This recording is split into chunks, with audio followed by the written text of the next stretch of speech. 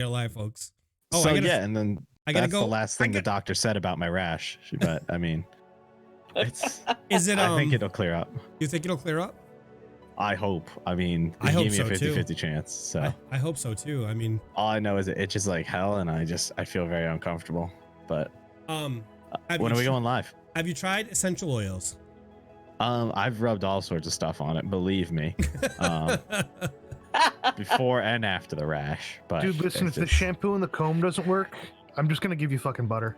You think that'll work? I haven't tried butter yet. Butter? I did try mayo. I heard mayo could help occasionally, but I tried mayo. It didn't work. all right. Did you try broccoli? Broccoli? I've never thought of broccoli. Broccoli cures everything. Does it really? Broccoli? Huh. Yeah. Like boiled, frozen, fresh? Yes. Yes. Ooh, okay. You got to do it fresh and raw. Fresh and raw. I mean, may have gotten you into this. Baby, I like it raw.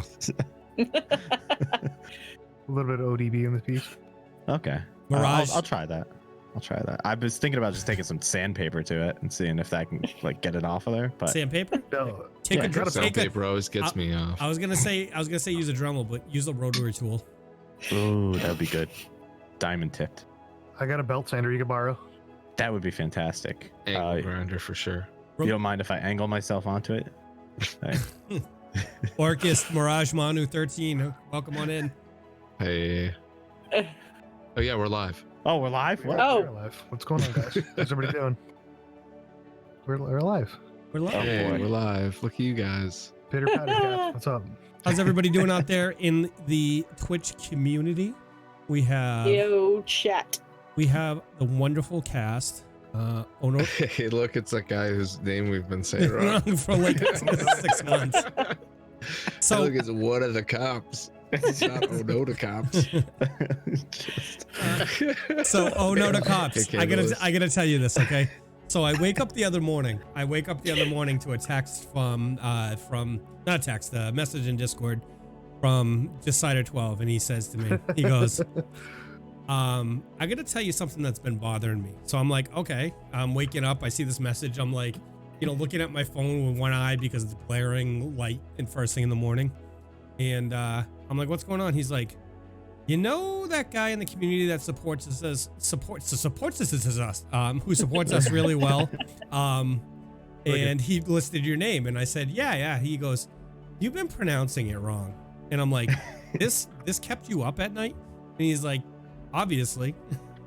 Yeah, I like spread it out. I'm like, it clearly says, oh no, the cops, and you've been saying one of the cops. I mean, just both knew work, right? You were a police officer, and I was like, all right, cool. Like, I can't believe a cop's into her. So if any of you were wondering what kind of stuff keeps up Decider in the middle of the night, have no fear. Yeah.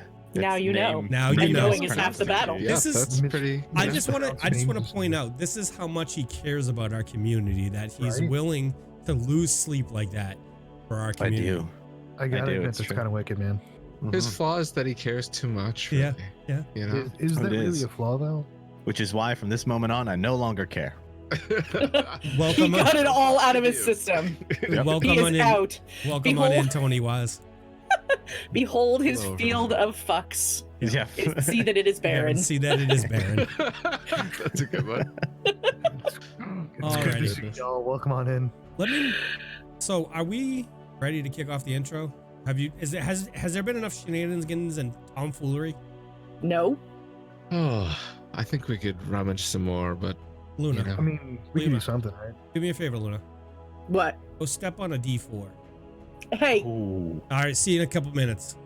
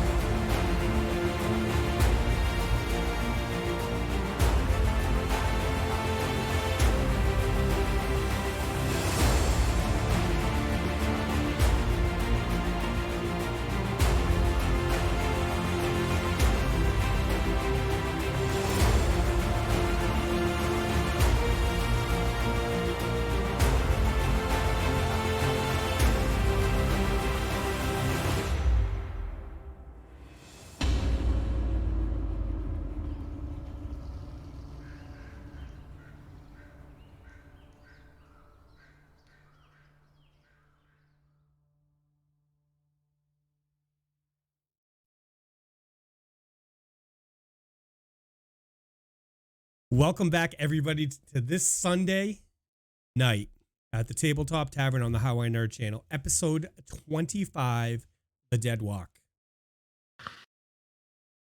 How we all doing? How we all doing? Cast, how we doing? It's Sunday. Sunday. It's Sunday? Sunday. Yeah. Sunday. There's no. Oh, God. Guys, we left off pretty ominous words last week. Our party, what do you guys think? What's going on? How you feeling? I think we should have burned our dead just like Gunnar told us to. It's an idea. It's an idea. I feel like that's a long-term plan because, like, what are you gonna do? Go back and burn, like, dig up everyone and burn them just in case? I mean, it's everybody. only from a certain point forward, right? Just put, The logistics are confounding. Sure. okay. All right, everybody. Again, it's Sunday night. It's Tabletop Tavern, episode 25, The Dead Walk. We're getting back into the adventures of our infamous, intrepid, same, use them interchangeably, party in Sandpoint as they navigate everything that's happening in the city. It's good to be back. It's just before we get started, I want to let everybody know for the next weekend we will not be playing because I will be actually for the next 2 weekends we will not be playing because I will be traveling for work. So I want everybody to have the heads up and prepare. This Wednesday night, what time, Luna? 8 o'clock Eastern. 8 o'clock Eastern. This Wednesday night, 8 o'clock Eastern, we are going to be doing the first edition of Tales from the Tavern. Tales from the Tavern is a roundtable discussion about TTG RPGs, nerdy things. It's going to be myself, Mihaly, myself, YottsTwitch, Gamermom Luna, Cyclone Jack, Nerd League Gaming, and who else? Dice Barbarian. Dice Barbarian from the Dice Tyrants. So we're going to bring your questions about TTRPGs, bring your questions about our campaign, bring your questions about anything nerdy. We're here to discuss stuff and we're going to have a good time. And I'm looking forward to that. So what else do we got going on? Guys, the other day we premiered, so for those of you who don't know, we've been in the works for a second campaign for a long time. And it's this campaign is it's a cyberpunk campaign set in 1980s retro futuristic Boston. However, we got derailed for a while because of different life reasons, but we are on track now. The team is ready to go. So we came up with a new trailer for the campaign, and I wanted to show you guys that tonight. So let's see if this works. If it doesn't work, I'm gonna just drop the link and you guys can check it out at your leisure at youtube.com/howinerd. If you want to show us some love over there, you can absolutely follow us over there. You can see all episodes of the Tabletop Tavern, and you can help the algorithm by liking and commenting on the video. I'm just saying. But let's try and get this going and see if I can make this work so that you guys can see this. Hold on one second. Oh, I gotta do a thing. Guys. Because the audio is not going to play. Hold on. Talk to Decider for a second. Why would we do that? Talk to me. Yeah. Jesus. Decider, tell us something genius. Okay, I actually figured out why I'm not on the show Wednesday, and it's because of how I feel about Star Wars. So I've been removed from the program. We just didn't ask him. So it's because you're wrong. That's apparently what I'm being told. All right. Okay. All right, Yeah, Decider. people with shitty opinions are I don't know how I got on. All right, I'm going to kick it over and we're going to watch this, okay? You guys ready? Let's do it. You guys. Do it. All right. Not that you guys can see it at all. I got the stream up. I can see it.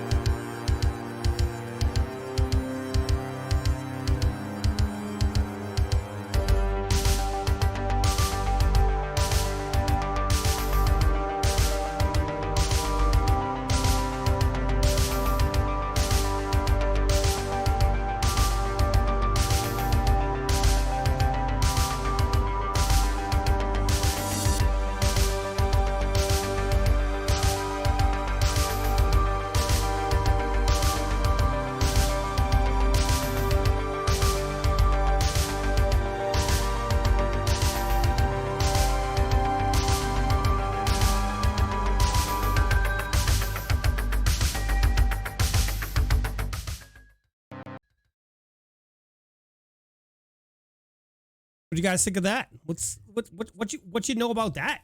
What you guys know about that? I'm telling you, that picture of Jack will never get old.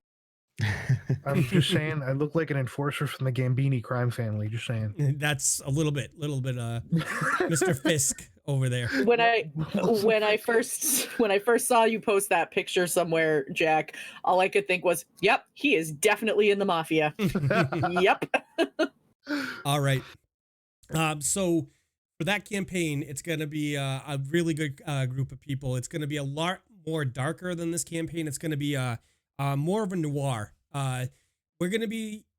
This is my first foray into the Savage World systems. Everything I've seen, me and Cyclone Jack have done a little bit of testing.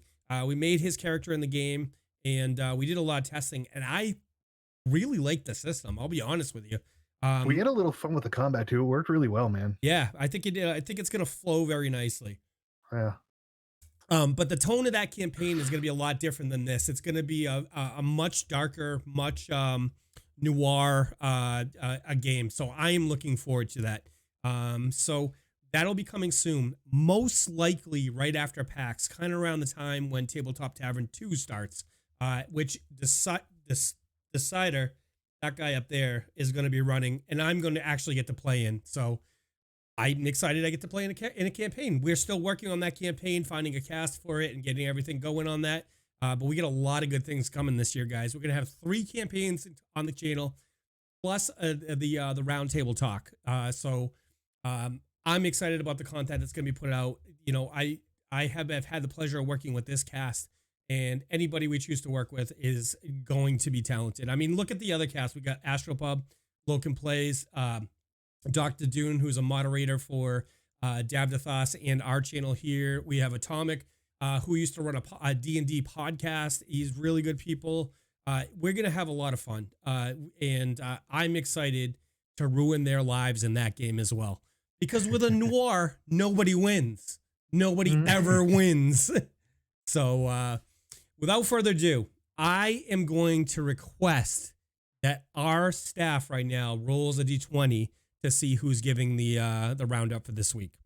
The staff, not just the cast. Okay. Oh yeah, the staff is in on this. Go ahead. I'll just do it. I want to see a tie. I want to see a tie for a 1. And he was so confident that it was not. Wow, those were all shitty rolls tonight. Get them out of your system now, right? You guys want to just call a reroll for everyone? No. Let's just do it. No. Come on. Yotts, you're up, my friend. All right. I was actually really worried about getting this one because for some reason my memory is lacking. But essentially we started out in the Glassworks, and that's where we remained for the entirety of the episode. We fought a Barghest. How do you say that? Barghest. Did you fight it? Well, no, it was in the room. We encountered it. Spoiler alert, man. Come on. A bunch of sin spawns. Anyway, we went into the fountain room. This Barghest guy is floating there. He's an illusion. Spoiler alert. Illusion? Well, projection on another plane. Did you guys figure out what was going on with that? If I remember. We kind of did, but it's still foggy to me. Maybe I just don't really understand. Do you want me to explain a little bit that I understand? If you want, yeah. As far as I understand, it's other plane, but a projection in. Your characters don't know yet because you guys haven't dug into dug into it yet. So Gunnar has a little bit. Oh, did he? That's right. Gunnar made the rolls, and what Gunnar understood was that because we banished it to the other plane, he wasn't strong enough to come back over to this plane yet. So he projected himself as an image onto this plane. Okay, I stand corrected, sir. Well, there you go. Nuala showed up. Well, zombie Nuala. That was everyone's favorite form of Nuala. Zuala. Yeah, zombie Nuala. Zombie Nuala. And she said, "This isn't even my final form." Actually, she didn't, but she kept. Well, no, she didn't. I don't know. The well kept spawning sin spawns whenever blood dripped into it, so that was kind of a pain.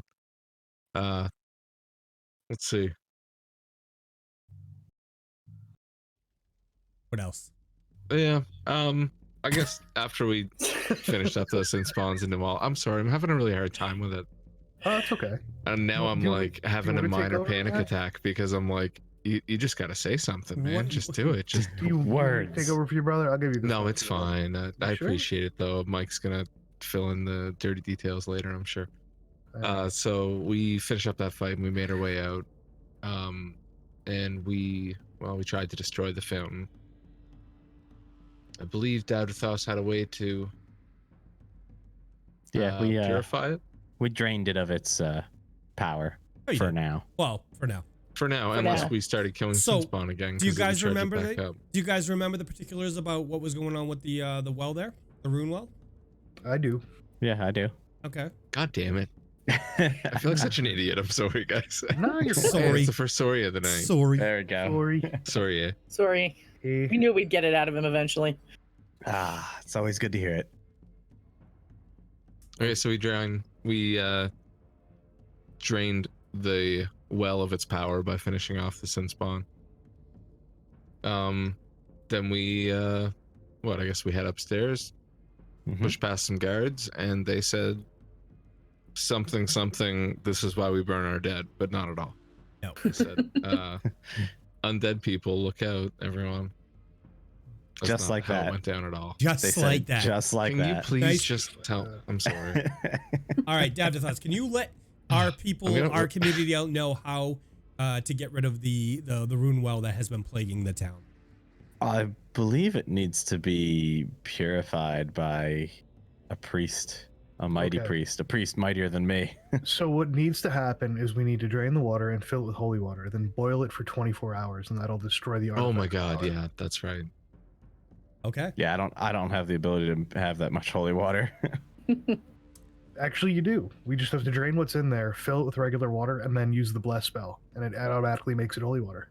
It won't make that much water holy. Look up Well, the no, spell. Figure it out. Yeah. Otherwise, you have resources available too, I think. Yep, we do. We've got a paladin and golden armor that can help us. You know, Oh, go to him, huh? Why Yeah. don't you? Yeah, I heard he's better at that. Sure, whatever. Just like everything else. I hear he doesn't have problems finishing spells, so. Ooh. Oh. Wow. Okay. Them's fighting words. I'm leaving the party. It's just, I just watch it, and so it's like Decider disconnected.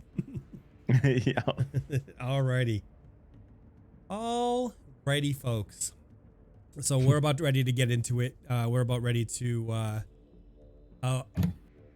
get the story going. I gotta clear my throat so that it sounds epic when I say it.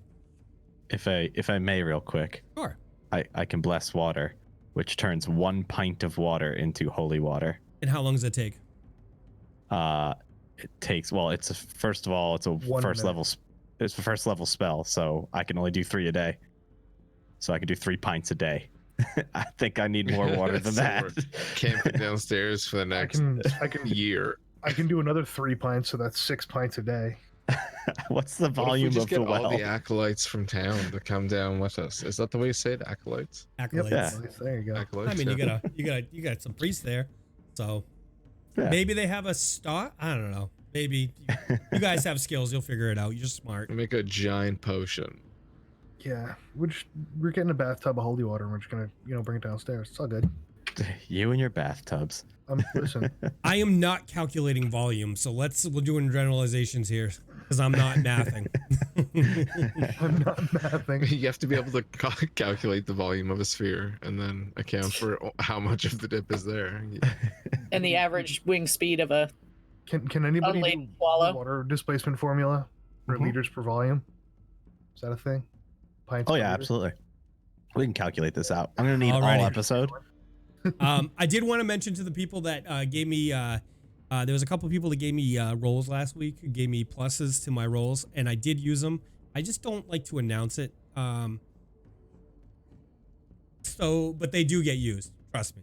So Feel Wait, free you to use announce them it. and don't announce them? yep, because I don't want I was you guys gonna Did to. you use any against me? Oh, absolutely. I'm gonna start doing that.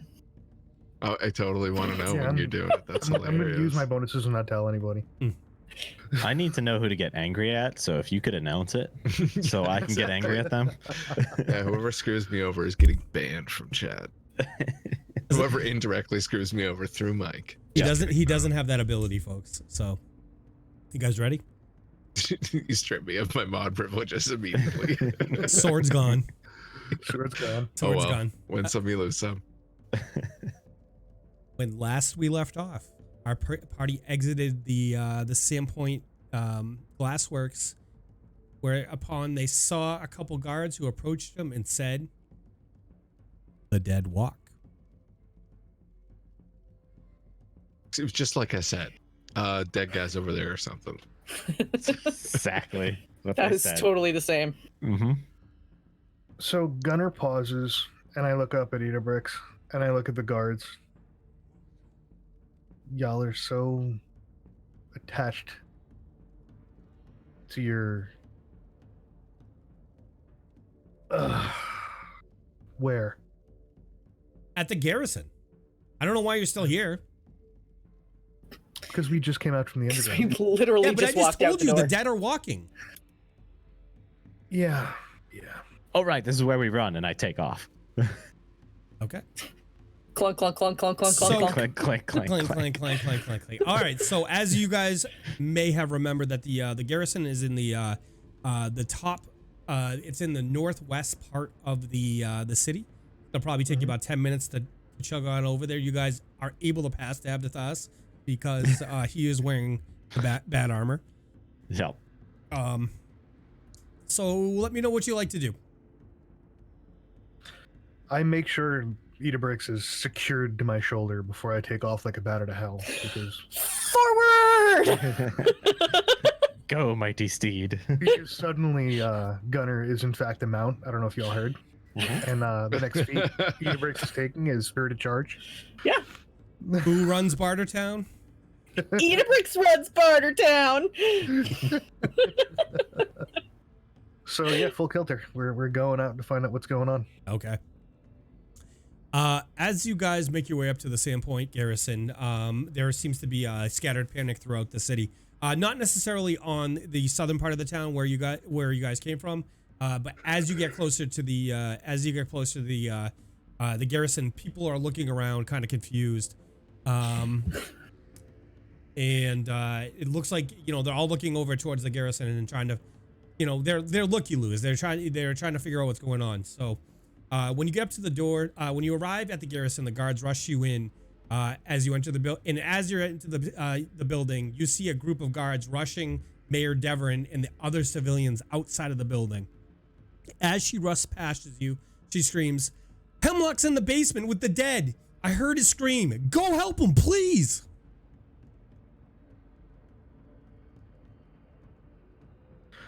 I start heading in, and I glance at Mayor Devon as I do, and I go, "This is why we burned our dead."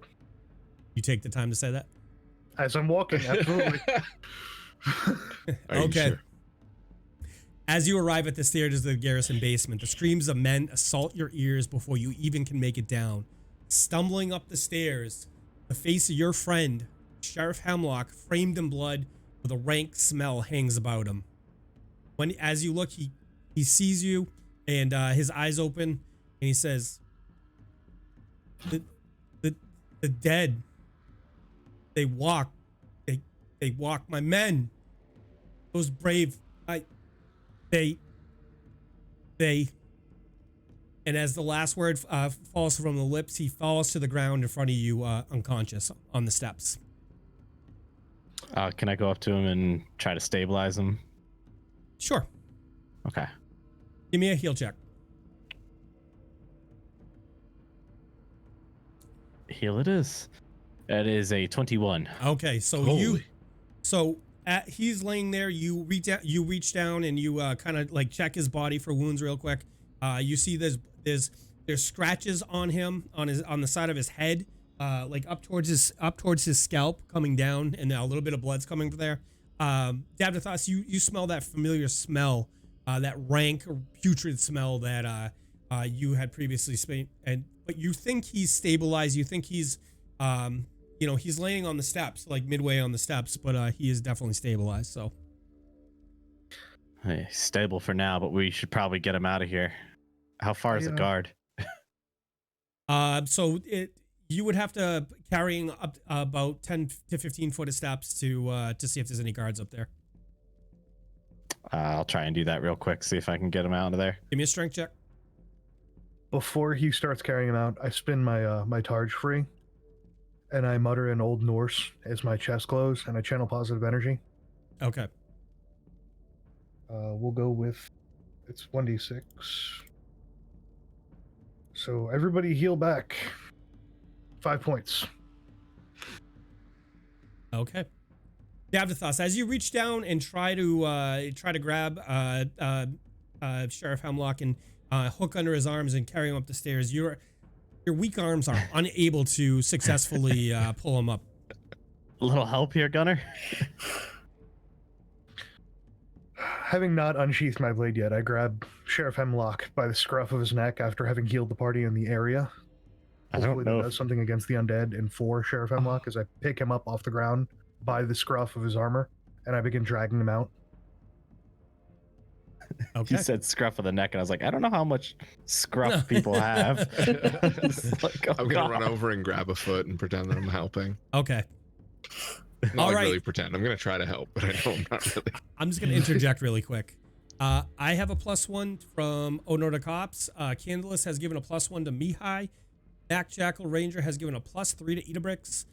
Faye has given me a +1 as well to kill somebody this week, specifically, she says. Pirate X Core has given a +1 to Cyclone Jack. Mac Jackal is giving a +1 to Gunnar with his sub. Wolf's Blood is giving a +1 to Yachts. And Great Wolf would like to give a +1 to Idabrix. It's because I don't like the new Star Wars movie, isn't it, everyone? That's why I didn't get anything. You literally didn't get one. You Last didn't week, get dude. one. You did not get one, which this kind of makes me happy a little bit. You vote with your channel points, folks. Nate Seifert Use has them given a wisely. +1 to Jack as well. So,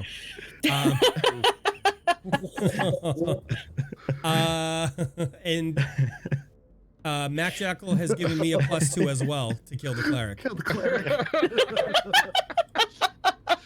Oh This is shit! So happening. we were talking about what would happen if You one of us decider. actually died, and we were going to take 2 weeks off. Yeah. And it turns Oh, out and we that have we a happen to be taking the next 2 weeks off. Are you trying to tell us something? Oh, I'm good. gonna die It tonight. would be convenient if someone had to die if they did tonight. That's all I'm saying. Jeez. Okay, It's never convenient. so what are you guys doing now? Alright. Once I get the sheriff out, I charge back in, and I draw my blade, heading towards the staircase. Okay, I follow. you Yeah, guys fall back down. are at the top of the stairs. Can So you share the I map? just want to not yet. I just want to share this. So this is the room that you guys interrogated Van Vinder in. So you went downstairs, and you're semi familiar with what the setup is down there. There's a couple cells and there's a common room. So As we get down there and get settled, we'll detect magic. okay. So what party order are you guys going down in? Give me a party order. Before I step down, Yep. I bring my blade down across Idabrix's shoulders, and I mutter in Old Norse as my chest glows once more. I thought you were attacking you- her for a second there. Idabrix takes Shield of Faith, Okay. +2 deflection, Okay. Hey, would and you I head drop? down the stairs first. Hey, would you drop those the other ones that I read into the chat as well so we can keep track of them? Thank you so much. All right, so Gunnar has reached out to his god and cast Shield of Faith on Idabrix. And what is the party order? I'm sorry. I guess I'm going first. Okay. Second. Sounds like me. Okay. Third. Maybe me? I'll go last. I'm the shortest. As you guys are standing there, you hear the screams of men coming from downstairs. You think the longer you waste your time here, the worse it's going to be. Everyone's dead already anyway. I'm running. Okay. Boom, boom, boom. I gotta do a thing because it closed. Alrighty. So I am going to need, first of all, I'm going to need initiative from the whole party. Oh, good. That's exactly what I like to hear. 12 for me. And 2. as the party gets downstairs, Whoa. 29. 29, Mihaly. 4. I guess you couldn't finish in that initiative either.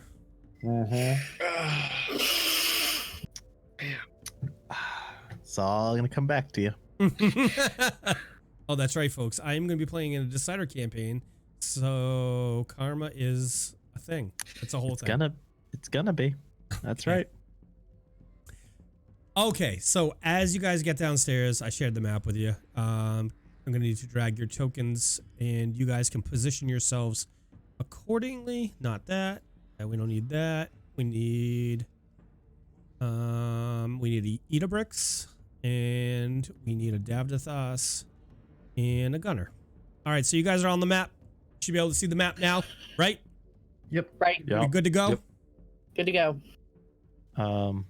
There's no grid. There's no grid. Hold on. Yeah, there is. Yeah, It there works is for me. around. Oh wait, you can just kind of put them wherever. Yeah, they don't snap.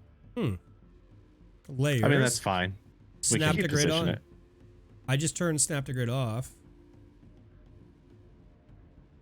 Try now. See if it's doing it. No, but we'll be fine. Okay. Technical difficulties for this pro stream. Before you is a scene born of madness. 2 guards dead, their bodies ripped to shreds, lay in pools of blood just beyond the entrance to the holding cells. Telltale claw marks part the flesh in a manner that belies a horrible death. Their faces frozen in grimaces of terror. A nausea-inducing wave of putrid smell overwhelms your nostrils as you move into the gore-spattered room. So those 2 green tokens right in front of you on the in the corridor there, those are dead guards. All right. I'm gonna need a fort save from the whole party, please. Oh, good. What a way to start. All right. What disease can I catch today? I see a red dice that just keeps spinning. That's mine. That's mine. It's Pretty epic, actually. That was amazing. You guys probably couldn't see it, but How his do you die have literally just spun for like ever. It literally spun forever. Yeah. All right. How do I have a what? So Mihaly, you are currently sickened, sir. So I'm going to give you that status. You have a chance on the beginning of your turn each round to try and shake off the effects of the sickened, but the nausea, the smell has made you nauseous. Where is? How does that? Can you give me a quick recap on how that affects 2 seconds, me? I absolutely will. Let's see. We're gonna put this for 10 rounds as it stands. And sickened condition. Pathfinder. I think I accidentally just gave myself sickened. Did you really? I think I did. I'll Let it check. play. And see. He has sympathy sickness. You take a -2 penalty on attack rolls, on all attack rolls, weapon damage rolls, and saving throws, skill checks, and ability checks. All right, Dave. Decider. Dave Decider. Let me see if you actually did. Yes, you did. I don't even know how I did that. I'm so proud of you. Thank you. Breaking the game in new ways. All right, Mihaly. So on your next turn, you will have a chance to shake it off. Okay. Is this basement illuminated, by the way, Mike? It is. Yep. There's so this is this is the garrison basement. Like I said, this is where you interviewed Ven previously. So it's a well lit. It's got torches on the walls. Looking out into the room, I have to boom, boom, boom, boom. Mm. 4 creatures stand in the room. 3 of them stand over their recent prey. The poor hapless guards who were sent down to investigate the screaming. In the back, still in a holding cell, Ven screams in desperation as one of the creatures batters at the door, holding Ven in. By the looks of it, the door doesn't have much time left. I want to show you what you guys are fighting, and let me get a picture for you. How high are the ceilings in here, by the way? So it's about 12 feet. Okay. Share. So the creatures there has a long tongue coming out of their mouth. Their skin is purple and putrid, almost like rotting flesh. And that reek emanates from them clearly across the room, affecting Mihaly at this point. Can I get a knowledge religion check? Sure. Find out about this creature. Yes, you can. On your turn. Sorry, on your turn. Yes. Okay. Yep. Okay. My fault. Mihai, it is your turn. You are first to Yeah, I'll act. try to collect myself and see if I can Next turn. not feel so sickened Next anymore. turn. The beginning of your next turn. Oh no. Yes. Okay, I'm gonna feel really sick. Is there anything I can tell with my knowledge skills, like knowledge arcana, dungeoneering? I don't believe so. This is more of a would be a religion check. Planes, yeah, religion, I guess. Okie doke. In that case, I'll attempt to daze one of them. Okay, which one? So you have this one in the center room. okay, the right in the center of the room. Okay. All 40, right. They're 40 feet away. I'm just double checking the range and seeing how close I have to get. 25 plus 5 every 2 levels. So I would be at 35 feet. So I just need to move ahead a little bit. Okay, so you're stepping up about 10 feet to, and then casting the spell? That's correct. Okay. So I'll try to daze the one in the middle of the room.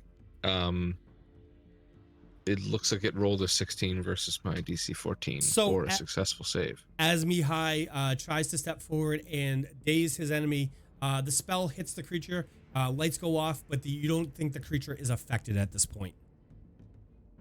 That brings us, so from the back of the, would you like to do anything else on your turn? Sorry, Mihai.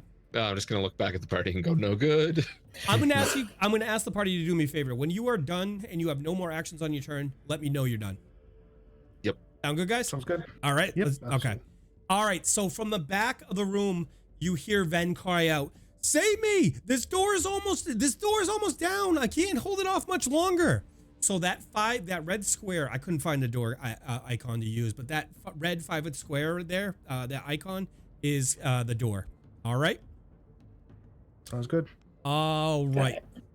So the creature on the western side of the room is currently clawing at the flesh of the guard down on the ground, reveling in tearing off bits and eating them. It looks up at you, Mihai, and it kind of laughs, and it starts to make its way over to you. The one back at the in the back of the room that is currently battering at the door is going to take another swing at the door. So I have to do this manually. Boom, boom, boom. All right, so it rears back with a clawed hand and tries to batter down the door again. Its hand hits the door, and it's an ineffective blow. It bounces off the door, and you don't think he's made any progress in trying to rip it off.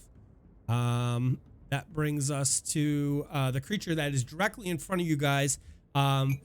It looks at the fellow creatures and says, "Swarm that one," and points at Gunnar.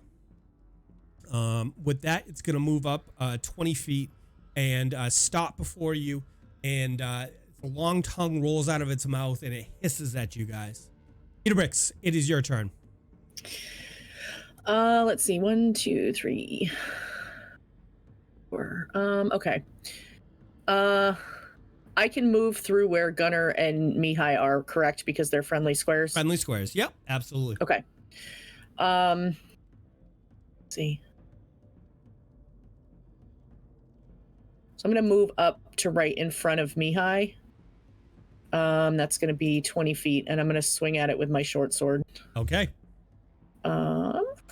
So Idabrix nimbly dodges to the between the body of one of the guards and Gunnar, and then slips down between the legs of Mihai and comes up and tries to take a stab at the creature with her sword for AC 20. AC 20, not a natural? Not a natural. Okay.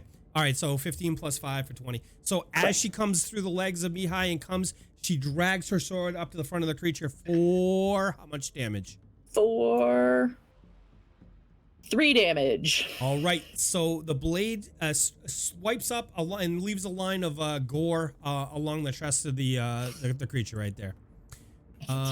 Like, ugh.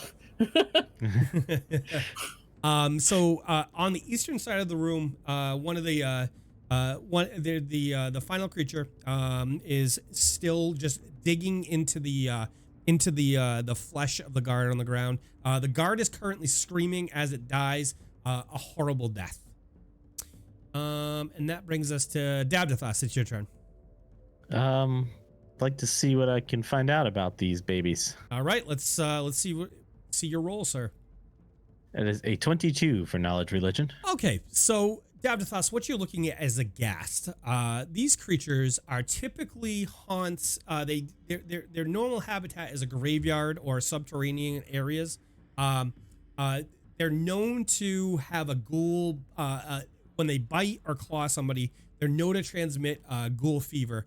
What happens with ghoul fever is if the target is affected, the next time it hits midnight, the onset of the disease starts to spread, and if it's not treated, the victim will eventually turn into a ghast as well. They have typical undead traits. Their immunities to cold and acid, cold, and they also, these creatures are particularly resistant to the channel effects. You calling to your god to try and damage them. Did you say they're particularly resistant or Yes. particularly Resistant? Yep. Huh. Very well then.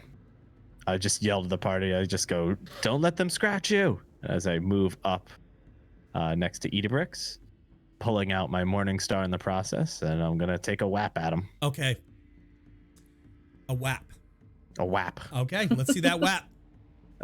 AC 17. So as Davdithas ponders his enemy that stands before him for a moment, he steps forward, confident in his ability to land a blow in the name of Desnon's creature. And as he steps around Idabrix, the Morning Star comes by, hits the shoulder of the creature, but doesn't do any damage to it. Well, I just turn to look at him like, what? I'll try again. End my turn. Gunnar, it's your turn, sir. Okay. Well, since everybody decided to jump in front of the tank, I'm going to charge the one to the left. 20. That would be the one on the western side? Okay. The western side, correct. Okay.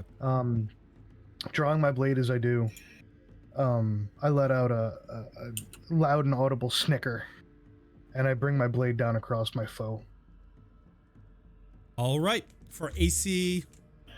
as soon as I can... There you go. That'll be an AC 20.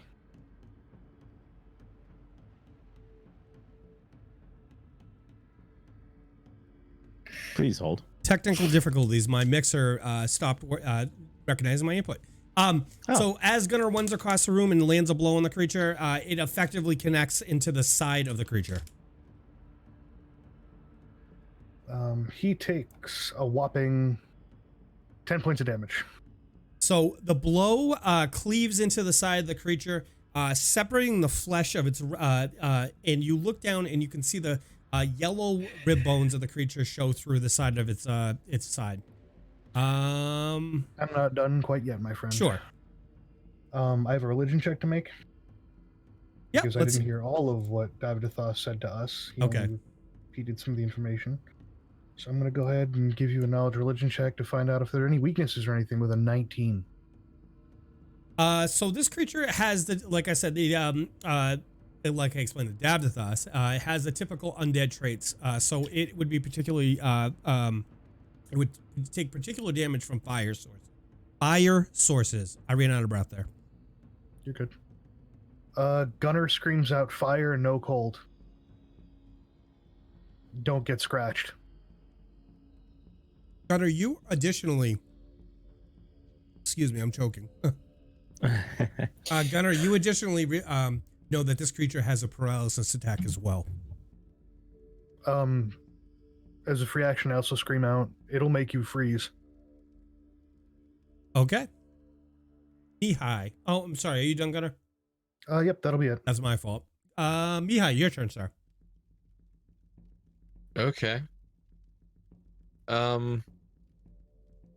She's a. I guess I'll. Sorry, go ahead. 6 seconds. Okay, I'll take a acid splash shot at the same target, the one up in front of Idabrix. I'll just 5 foot to the side. Okay. Thank you. Well, safety fourth, right? Well, friendly targets aren't. You can see through a friendly target fine. I hit for an 18. Mihaly, that is a successful hit on the creature. So as you put your hands together and a glob of acid flies out from to the creature, it hits it in the chest for how many points of damage? Just 1. Okay. It burns a little bit, and the creature looks slightly annoyed at you. Minor inconvenience. I'm done. All right. So, Oh, I'm not done. what would you like to do? I'm an idiot. I forgot to try a fort save. Okay, let's do it. You can make me wait if you want. No, It's no, only no, that's fair. good. Okay. I should have reminded you at that point. It's quite all right, man. You told me. I roll a 6. -1 is 5. You try to dig deep and you try to shrug off, like hold your breath and avoid the smell, but you are currently still sickened, sir. Okay, now I'm done. Thanks. Okay. So the guard that is let me see which guard it is. That was the wrong guard. It's going back to Ven. Sorry. Ven is over in the corner. He's like, I'm gonna try to push the table against the door and try to barricade it. But you guys gotta take care of these. They're gonna get in here. And with that, it brings us to this guy. And this guy. So the Gunnar, the creature you're engaged with, the ghast, the guard behind him that was currently on the ground that he had been ripping into when you guys got in there, takes a last gurgly breath and expires and passes on from this world. The creature in front of you, Gunnar, laughs, and he's going to take a he rears back, and he's gonna lunge forward and try to bite into your chest and follow up with 2 claws as well. Copy. Let's see. Does an AC 13 hit? Does not. AC 8. Does not. AC 21. That does. Where is the? Oh, okay. The middle attack was a 1. It was an automatic fumble. So give me a D20 roll, please. How about a 16? All right. Let's see what that does. That doesn't make sense. So let me look at the other one. Gunnar, give me another D20 roll, because the one that's coming up doesn't make sense for that one. How about a 6? Okay. The creature, as it's coming around with a second attack, after it tries to bite you, its claw hits itself in the face as it goes past, and it is currently stunned. So the third attack does not land. Let me give it the status.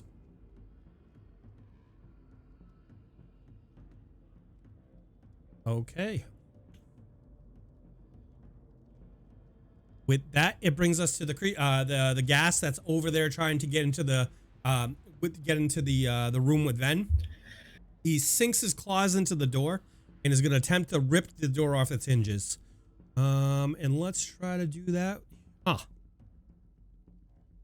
What's his strength? All right.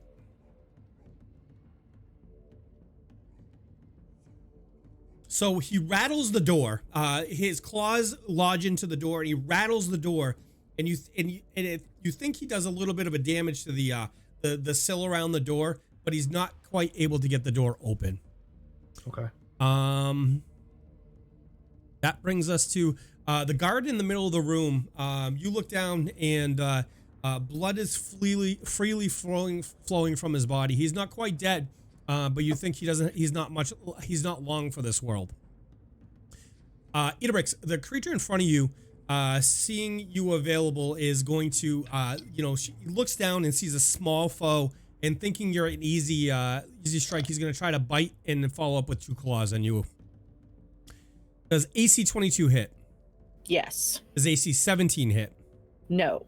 Does AC 12 hit? No. All right, so bite. Did you remember your buff for my shield? No, I did not. What does it give? So that gives me +2, which 22 will still hit. Okay.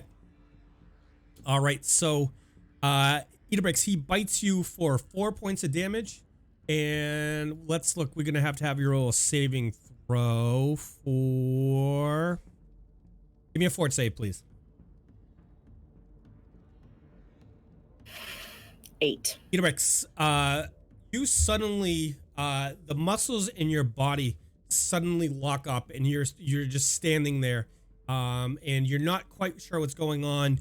And when the smell, it makes you, it kind of makes you sick. Not that you're sickened, but you stand there and you just kind of lock up. Of course I do. Idabrix, give me a fort save. It's your turn. 15. Idabrix, you are able to shake off the effects. Yay! So Touch and go for a second there. Right, it touch and was. go. That was a little scary. So Idabrix, as you stand there, your muscles loosen up, and you're like, that was rough. I don't know what happened, but you can only. We're gonna treat this like you were on a surprise round. You can only take a half action this turn. You can either move or attack. You can't do both. Okay. I'm going to attack because now I'm pissed. So it's just noticing chat. So I'm gonna swing again with my short sword. Okay. And that's a 7. Idabrix, unfortunately, you must have some atrophy still in your arm there, and as you swing the blow, you're just not able to. It doesn't move as quick as it normally does, and you think it should. So.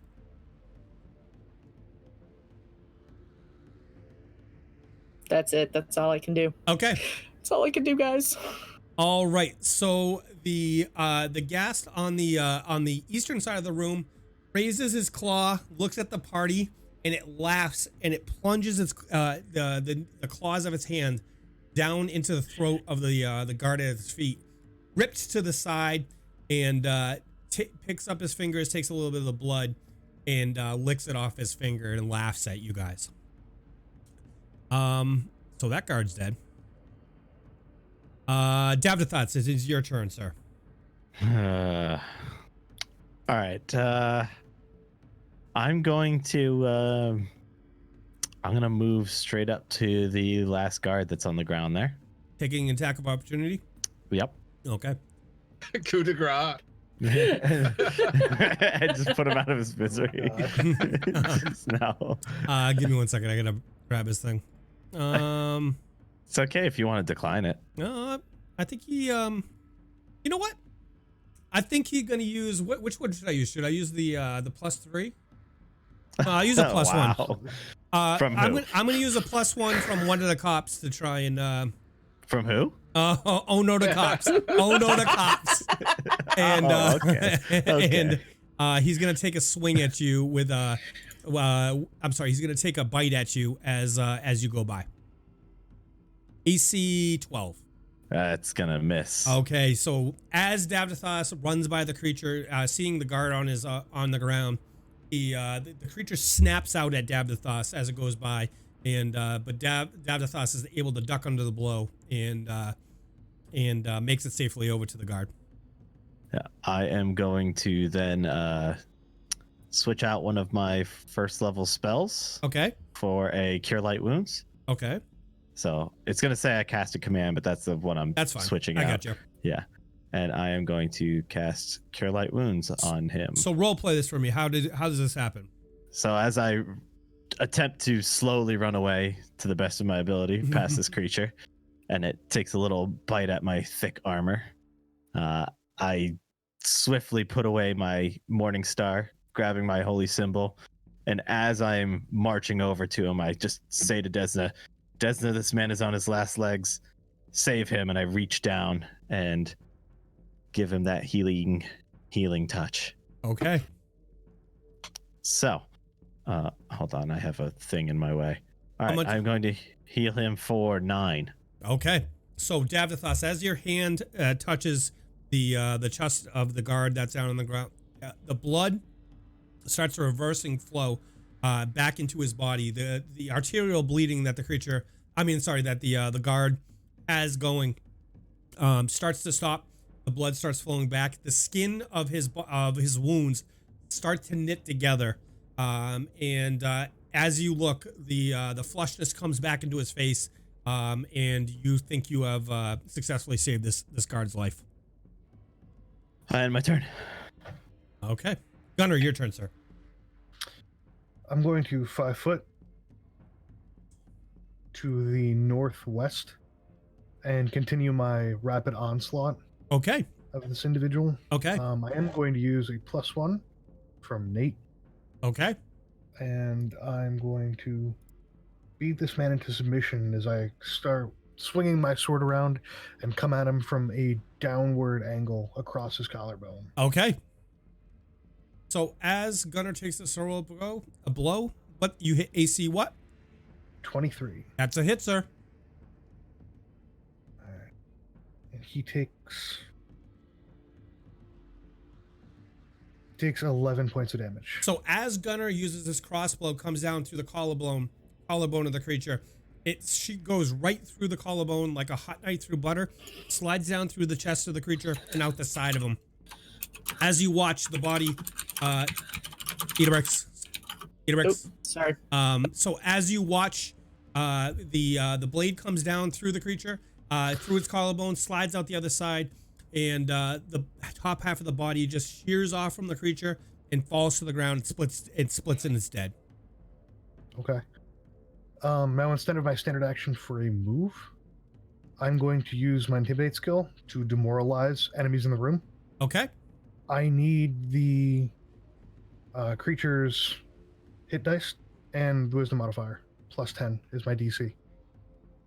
It's based on their what's the ability? Target number that I have to hit for Okay. demoralize the ability Yep. is 10 plus the hit dice plus the wisdom modifier of the creatures. Okay. So DC.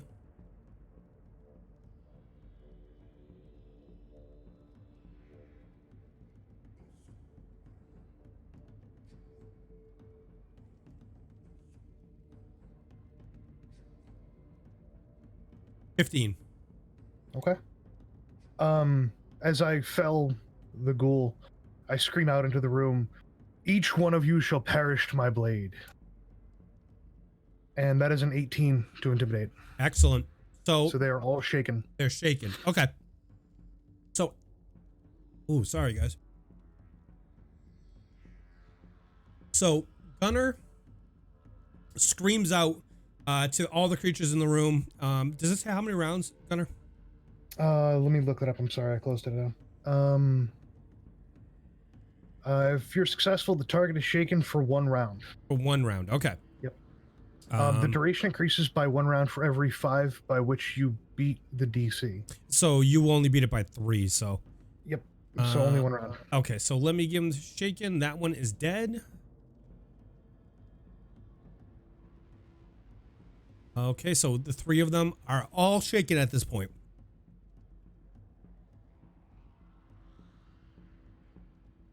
Anything else? That's it. I'm finished. Okay. Mihaly, it's your turn.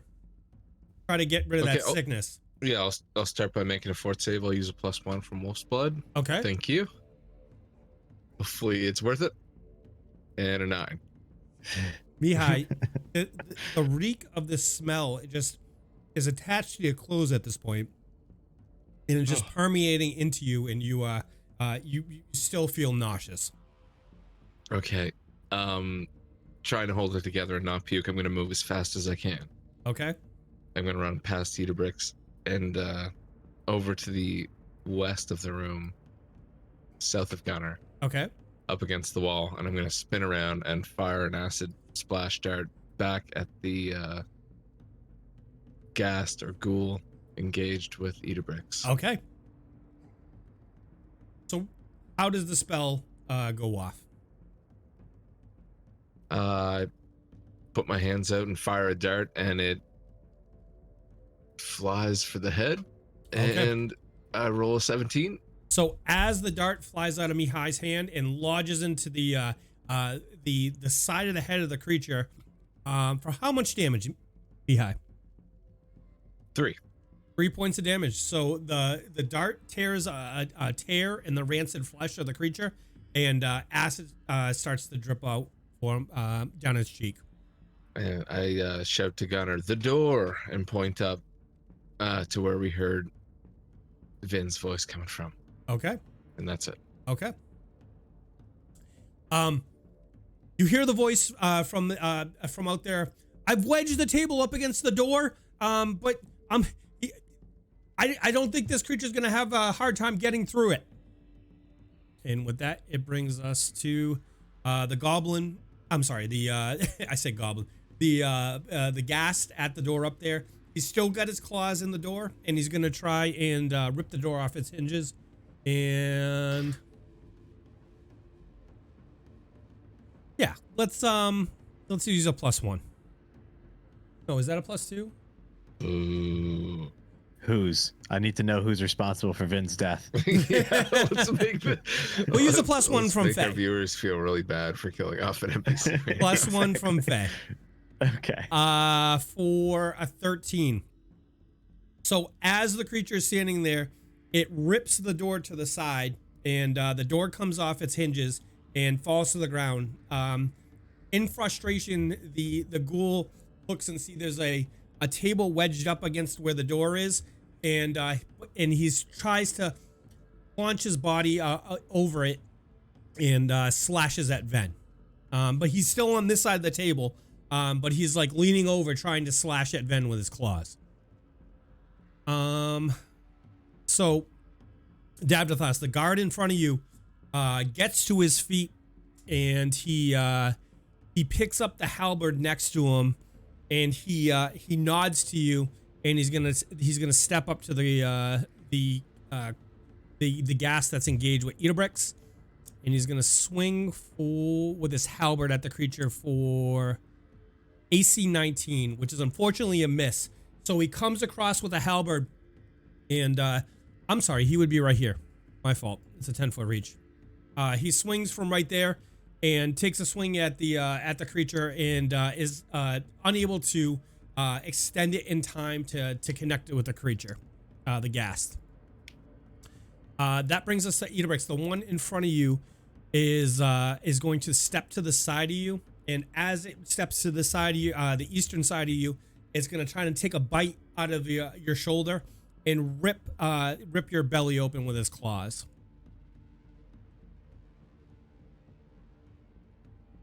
There's an AC 15 hit.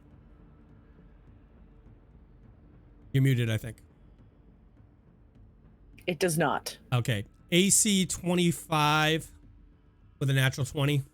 Yep. There's an AC 24 hit. Yep. So it looks like that's... Oh, no. I'm sorry. So that hits as well. But the 13 doesn't hit for a confirm, right? Correct. Okay. So he's going to get you, as he goes by, he's going to be able to rip at your shoulder with his bite, and then connect with a claw along your stomach. So... Oh, wrong dice. Sorry. Idabrix, take 3 points of damage, and I'm going to need a fort save from you.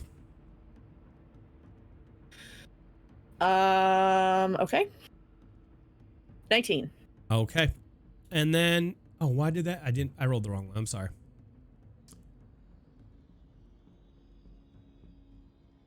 And then take 4 more points of damage, and I'm going to need another fort save from you, please. 12. Okay, you're good. So, Idabrix, you end up taking 7 points of damage from the creature. Its bite rips into your shoulder as it goes by, and one of the claws trails along your stomach in an exposed area. as it walks by, as it runs, it steps to your side. You feel the stink of the creature all around you, but you don't think it's affecting you at this point. And with that, it's your turn. All right, now she's really pissed at this thing. So she's going to turn to face it, and as she does, I'm going to swing with my short sword. Okay. To try to come across it with a 13. Unfortunately, Idabrix, the smell is overwhelming you at this point, causing you to flail about ineffectually, and you're unable to land a blow on the creature. Can I take a 5-foot step back? You can. Okay, I'm going to do that. All right. That brings us to the creature over on the gas on the west side of the easternmost side of the room. Seeing Davdithas reach down and touch and heal his food, he's gonna run over to you, and as he steps right here, just to the northeast of the guard, the guard is gonna try and take a stab at him with his halberd as he engages him in his threat range. So let me do that. He's gonna swing for AC 16, and so the guard, seeing the creature run at him, sets his halberd down in place and tries to take a chunk out of the creature as it comes in, but is unable to do so. With that, it's gonna bring us to Davdithas. Seeing that the door got torn open, I feel like I have to spring to action. Okay. And in an almost fourth wall breaking moment, I say, "That's fine. I'll make my own bonuses," and I charge him.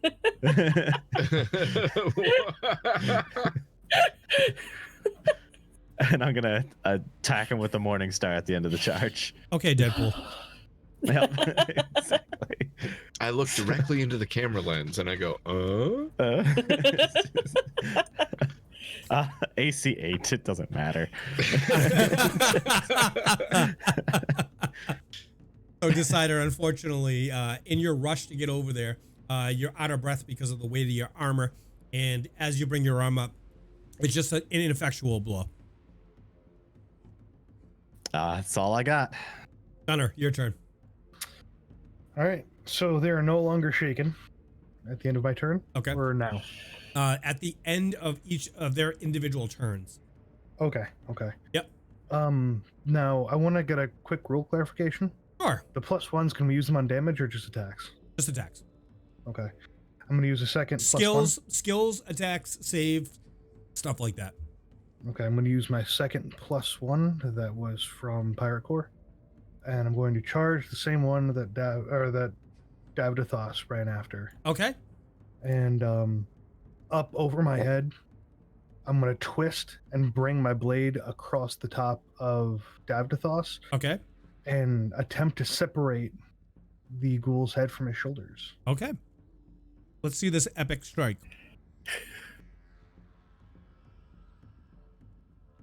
That is a 25 to hit. It hits. So the strike connects on the creature. How much points of damage? How many points of damage, sir? Almost max for 12. So as Gunnar comes around, he swings the blade around Davdithas' head and just kind of winks at him as he goes by and slices down on the creature and draws a line of rotted flesh. And it just kind of separates down it trails down the creature, and the creature's arm falls to the ground, severed. And that'll be the end of my turn. Okay. Mihaly, can I get a fort save from you, please? You sure can, buddy. Funny you should mention it. I'll use a +1 from Candlemas to finally stand up tall, straighten my robes, and shake off this sickness with an 18. So, Mihaly, as you dig deep and you just think to yourself, I can fight this. And, we've all been there. You've been that where you're about to puke and you're like, no, don't puke. You talk yourself out of it. So many nights, dude. So you talk yourself into it and you're able to shake off the effects of the sickened. So let me remove that from you, and it is still your turn. With my newfound confidence and feelings of good health, I stand tall and push my hands forward and unleash 2 magic missiles to send them flying up to the ghoul that is attacking the door, or busting through the door, I should say. The ghast. Gassed. So I roll 2 damage for that. And, 2d4s, yeah. Oh, I'm not sure that worked right. I'm sorry. No, it looks right. It should be 1d4 plus 1 and then another d4 plus 1. Okay, so just give me So technically 5 total damage. All right, so I'll give him one more hit on it. Yep. Okay. And that was the one up by okay. All right, so 17. And that'll be the end of my turn. Okay.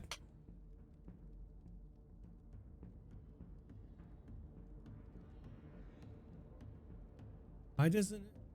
Oh, that was really weird. Okay. Sorry guys. I was Fantasy Grounds. I was trying to see how something would work. All right. So Ven, seeing you guys engage with the creature there, is going to try to he's going to try to reach out and punch the creature in the back of the head. Oh god. That sounds amazing. Let's see. Vin's like a blacksmith, Oh, isn't and he? So he he should be strong. crits. He crits. Say, yeah. He crits. Let's see if he confirms. That was kind of. This is kind of funny. Oh, and he fumbles on the confirm. Okay. Oh. I mean, at least But hit he him, is man. unable. To, he Yeah. is able to.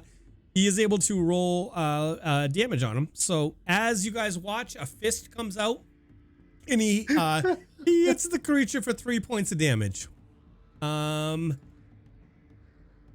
So there we go. And he says, "I'm helping. I'm helping." Jeez. I'm helping.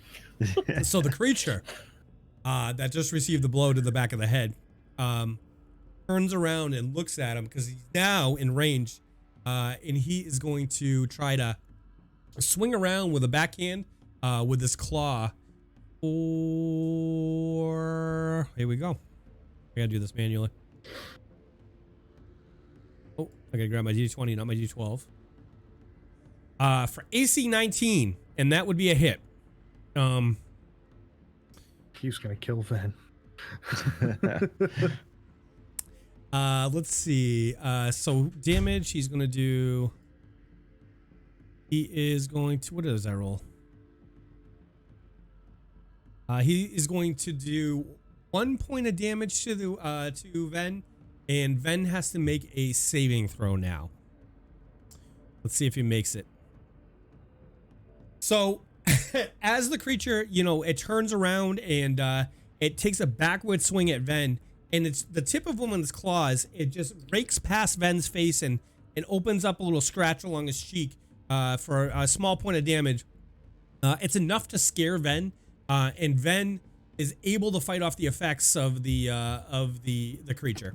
So, that brings us to the guard in the middle of the room. He's going to take a 5-foot step back and take a swing with his halberd at the creature in front of him for AC 7. So he is unable to make a successful blow on the creature, and that'll bring us to the creature that is next to Idabrix. He's seeing that the guard's back is turned, is going to take a 5-foot step up and try to bite him in the back of the neck. Or AC 17, which is a miss. So he lunges forward, disregarding Idabrix, and tries to latch onto the back of the neck of the guard, but is unable to bring a successful blow. With that, it brings us to Idabrix. All right. I'm going to try to take this one out again, and gonna swing at it again with my short sword for AC 16. So Idabrix, as you see the creature preoccupied, you try to stab it in the side, and you just misjudge the time of the blow. It's moving forward too fast for you to hit it, and the blade just kind of whiffs past it. All right. So the creature, the ghast that's still kind of in the middle of the room, is going to take a move behind the guard, and he's going to try to bite him in the back of the behind the knee to try and incapacitate him. For AC 10, and is unable to land a successful blow on the guard. Davdithas, it's now your turn, sir. All right, I reel up for another attack with the Morning Star, and as I swing, I just go, "Why won't you hit?" And I just take another attempt at it. And you will be swinging with a +2 here because he is flanked. It's my moment to shine. Let's do this. Morning Star attack. Ooh. Oh, I crit failed.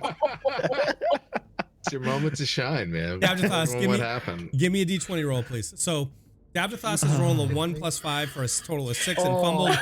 Oh God, this And is now gonna I be roll a 20 on the and fumble. now he rolls a 20 on the fumble chart, and let's see what that does. This is Let's gonna be hope good. it says Says instant death. Oh my god. Oh no. I'm worried. You hit yourself in the head, causing a minor flesh wound. So give yourself 4 wounds, 4 damage, and you are binded by blood for 1d4 rounds. So give me a d4 roll, please. I would like to point out that technically I did hit something. 4 max. Let me give you the blinded status, sir, for 4 rounds. Hold on. Just gushing blood into your eyes. Did I get him? I can't say anything, but I definitely think I hit something. So Davdithas is currently blinded for 4 rounds with his own blood. You made me bleed my own blood. Nobody makes me bleed my own blood but me. This is horrendous. I'm just putting that out there right now. Would you like to do anything else on your turn? Can I stumble 5 feet backwards? You can. Yep. I'm gonna do that. Okay. Gunnar, your turn, sir. That's all right. The real warriors will finish this off. As I 5 foot in front of Davdithas as he bleeds his own blood, and I wind up and I smack the hell out of the ghoul once more. That's trying to Gassed. Gassed, sorry. That is a Ooh. nat 20 with a confirm. Okay. Would you roll for the confirm? 21. Okay, that does confirm. Now I'm gonna need you to give me a d20 roll, please. That's 17. All right, let's take a look and see what we've been having to use this table a lot tonight. Oh yeah. I'm alright with it, man. Well, for the most part. For now. For now, yeah. Until somebody crits me. We used it a lot last week too. Yeah. What kind of weapon are you using? I'm sorry, is it slashing, piercing, or bludgeoning? Slashing. The target loses it in addition to the standard critical hit. The target loses an ear. Wow. That's so specific. So you permanently have combat advantage versus the creature, so you're going to get a +2, and so that's going to give you a +2 to attack against this creature permanently. Okay. If he survives that long. Yeah, is it dead? And it is also unconscious now.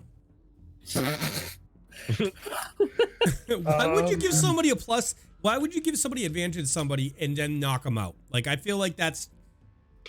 Anyway. They are currently knocked unconscious, but let's see damage, Gunnar, please. All right. Wow. That's 20 points of damage. Why was it absorbed? Excuse I me. have Damage no 0. idea. Absorb. It all went into the ear he cut off. Oh, was... That's... Maybe when they're unconscious, that they're took- impervious. No. It took a second for me to be like... That joke for that joke to set in. But, they're not... Oh, wait, because they're not in, to slashing. I think they're resistant to piercing. Okay. I mean, on my screen, his little health dot did change. It Yeah, did. to nothing, like you Yeah. said. Yeah, according to Yeah, the little it's health all dot. grayed out. I'm gonna call him dead at this point. Because 20 damage. I think. But I'm gonna call him a dead at this point. Okay. All right. So I 5 foot step in front of Davdithas, and I spin the blade in my hand skillfully and twist my body as I rake the blade through the thing's torso, cutting him in twain. As I glance back to Davdithas with the blood covering his face, and I go, Don't worry. Some of us can finish. He didn't see I any don't of that. know. Though. Oh my god. He didn't see any of that. What? Could you imagine? I struck a very decisive blow against myself. All right. Against yourself. Okay. If you are done, Mihaly, is your turn. I'm finished. Okay.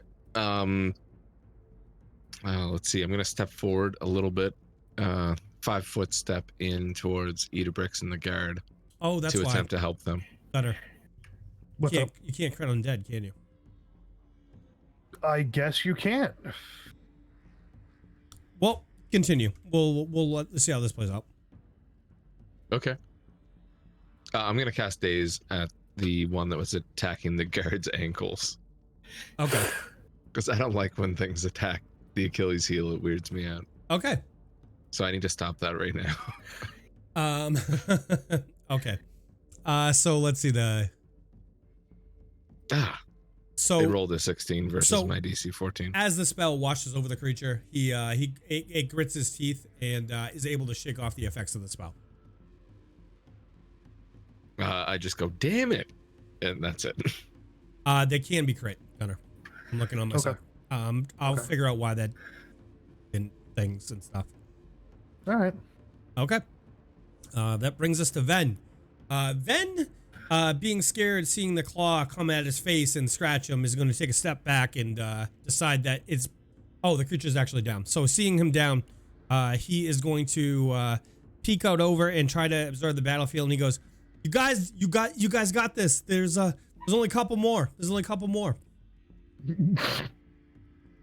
Alrighty, that guy is dead.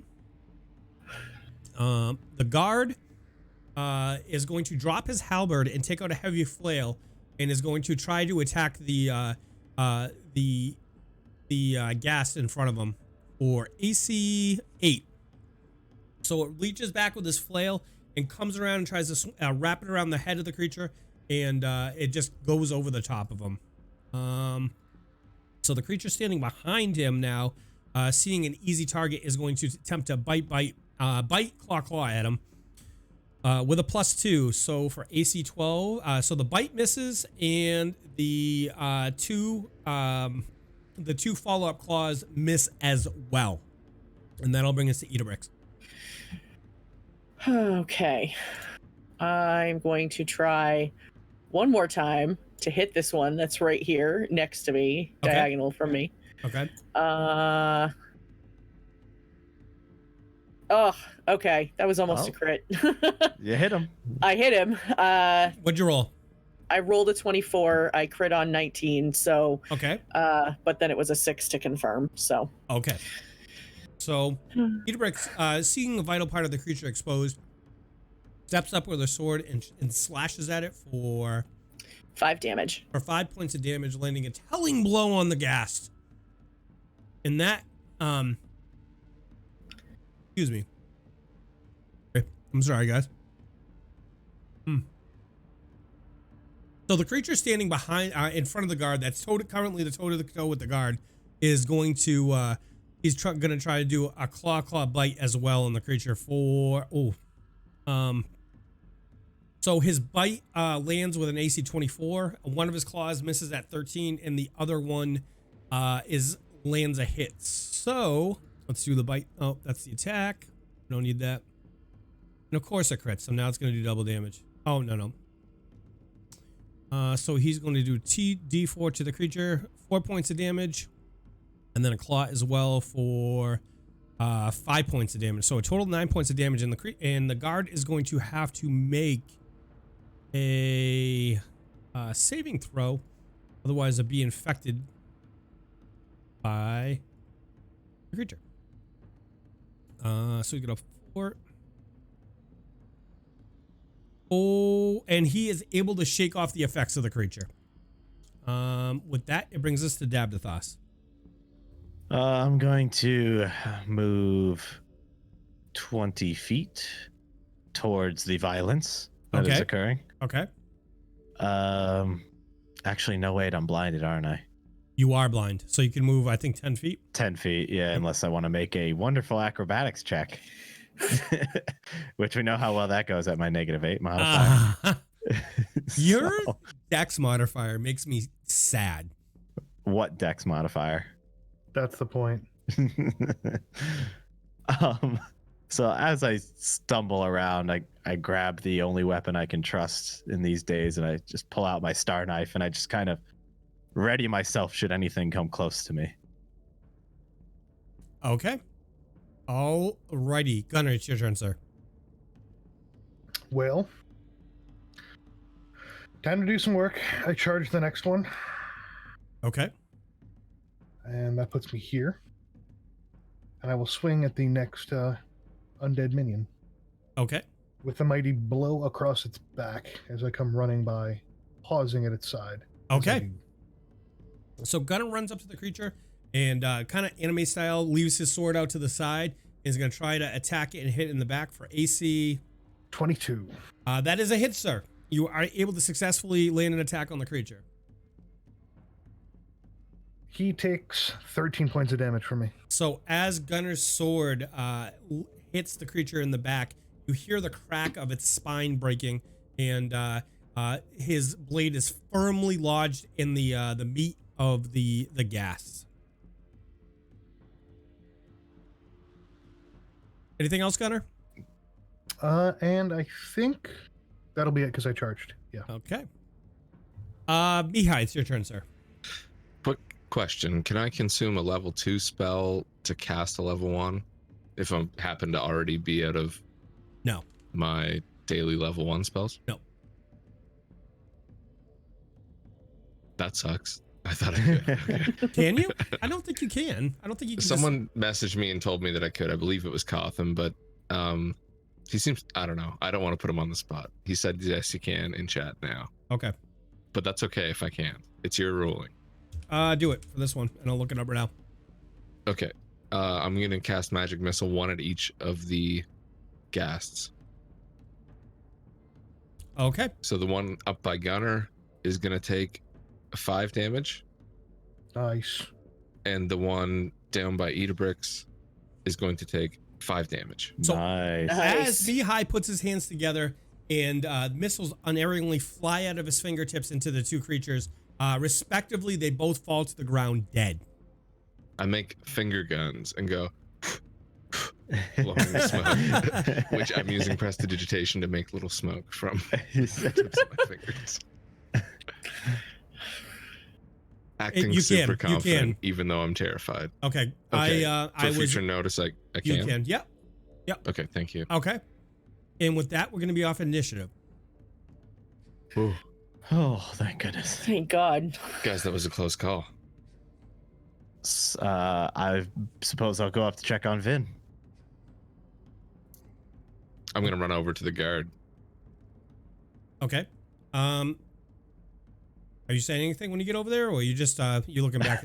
I'm gonna walk up to him and just stare at him blankly. No, I'm just gonna say, "Are you all right?" Vin, are you around me anymore? I can't see. Davdithas, as combat wears off, you're able to, it takes about 15-20 seconds, but you're able to wipe the blood out of your eyes and Thank see again. goodness. Yay, I can see clearly now. The blood is gone. Oh my, I love my God. I love it. My God. So Ven looks out to you and he goes, I thought they were gonna get me. They ate those guards over there, and I thought, oh, and he just kind of breaks down crying after everything he's been through lately, with losing his daughter and then being attacked while he's locked up in jail. He just kind of breaks down and starts crying. I will console him as best as I can with a gentle pat to the shoulder. Give me a diplomacy, and then role play Okay. how you would like to try and cheer him up. All right. So I put my hand and I gently pat his shoulder and I go, there, Vin. It's okay. We're gonna get to the bottom of all this, and you're safe for now. There. I rolled a 24 on my diplomacy. Okay. So Ben, he's kind of, he sniffles a little bit, and then he he realizes he's kind of shape he's in, and he kind of dries his eyes out, and he looks at you, Davdithas, and he goes, Davdithas, I thank you. I feel a lot better. I know how well you've taken care of me and my family. Yes, with the rats. Yes. Yeah. Yes. Yeah. Thank you. I feel better. My pleasure. Let's get you out of there. All right. So he pulls the table back there to the side, and he walks out and stands in the room. All right. So Mihaly, you wanted to talk to the guard. Yeah, I ran over to the guard. I was just gonna be like, "Hey, are you okay?" You know. And he looks at you and he says, useful. I'll talk to you in a minute. And he runs over to Davdithas, and he drops to his knees in front of Davdithas, and he puts his hands together. He goes, "Sir, thank you. You saved me. I was on death's door, and you saved me. How can I ever repay you?" Just do your best to defend this town. Money also works. Anything. If you come, my name's James McElroy. Come see me anytime. Ask around the town, or, come see me, and I'll do whatever I can to make this right with you. Absolutely, James. For now, go meet up with your company, whoever you can, and see what else is going on. Get yourself safe. All right, I'm gonna. Did Sheriff Hemlock make it out alive? We saved him on the way in. He wasn't in good shape, but okay. I'll go check and see. I'm gonna go see if I can get him and get some of the art guards round up. I mean, at least we're gonna have to come down and and take care of what's going on. With that, he kind of he runs away and disappears upstairs. I never went back to Mihaly. Nope. Gave you the cold shoulder. I cast Vanish. Oh wait, I'm already invisible. No. I'm gonna go up to Gunnar in the meantime and kind of like pull him down so that I can whisper to him, and Down. and I say, "This might be a good time to start burning the dead." Already on it, little one. Reach in my pack, I pull out my oil flask again and hand it to her. Okay. As I start grabbing the dead and piling them in the center. Okay. Gunnar, give me a perception.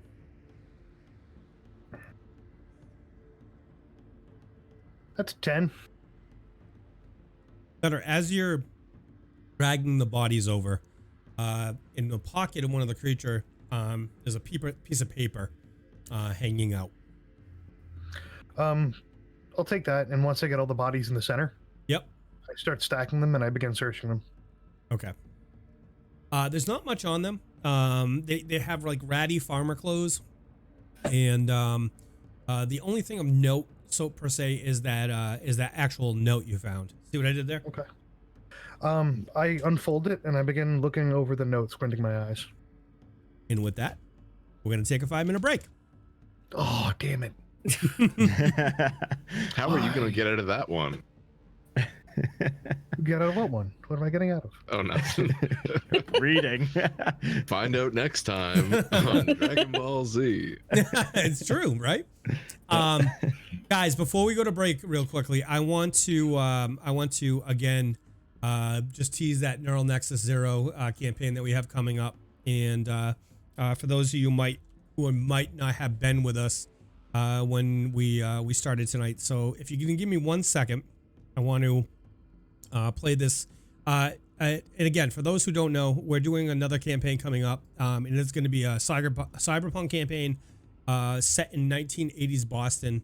And I am going to show you guys the trailer right now, and then I'll be back to talk to you.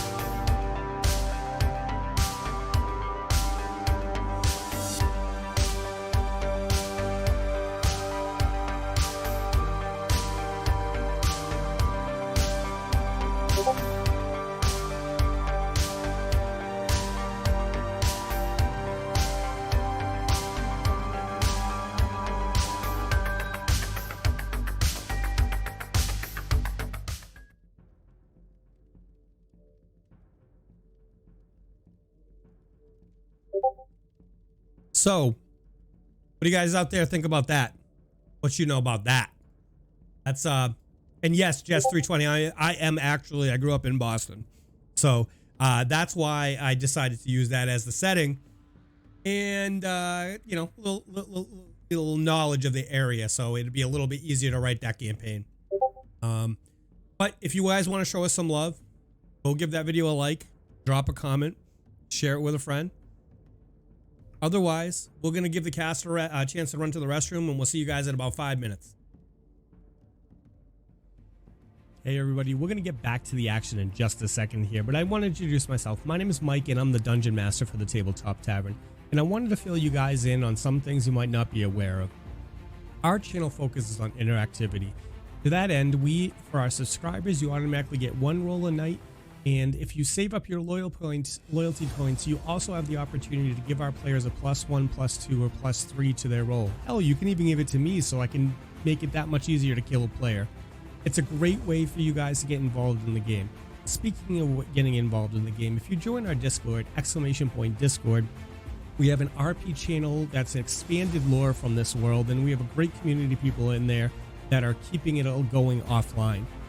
Also, we have our community NPC channel. You can answer 5 simple questions. It takes about 2 minutes to come up with a concept for an NPC, and that could get featured in our world. So definitely check that out. Our players also have channels, and I have a Dungeon Master channel for myself as well. So it's a great way for you to connect with us and talk about strategy, ask what people were thinking when they made a decision. So check that out. The easiest way you can support our channel is to like, share, and spread the Tabletop Tavern to anybody you think you might be interested. You know, it's a free way for you to expand our reach, and you know, hopefully can help grow this community. If you are in a position to support us financially, the best way to do that is patreon.com/Tabletop Tavern. Patreon takes the least amount of money from us, and everything you guys contribute, even as low as $1 a month, goes a long way to help offset some of the costs we incur during running the show. Podcast hosting, licensing, equipment, you know, it adds up pretty quick, and we all do this out of pocket, out of love for it. So thank you so much for coming out to check out this week's edition of the Tabletop Tavern. My name is Mike, and I hope you enjoy the rest of the show. All right, guys, thank you so much for your patience during that break. We like to give the cast a chance to you know, run to the restroom so we can be fresh for you guys. Cass, what do you guys think of what's going on? What's going on in your character's head thinking about Standpoint tonight? Oh, we're in for a lot of fun, aren't we? Aren't you having fun? I don't really know what to think, man. Poor Sandpoint. Just poor Sandpoint. I know. Really though. As far as bad luck goes, this place has plenty. My vacation report on this is not going to go well. This is like a 1-star Yelp review for this. Not only were there goblins, but undead. Staff is friendly though. Staff is very friendly. Helped with a rat problem. Beautiful scenery. Helped with a rat problem. Water's haunted. Water's haunted. Yeah. Cons. Water's haunted. Yeah. 0 out of 10 would not visit town again. Only pluses are friendly priest and nice bar. It is a very good bar. Best bar in town.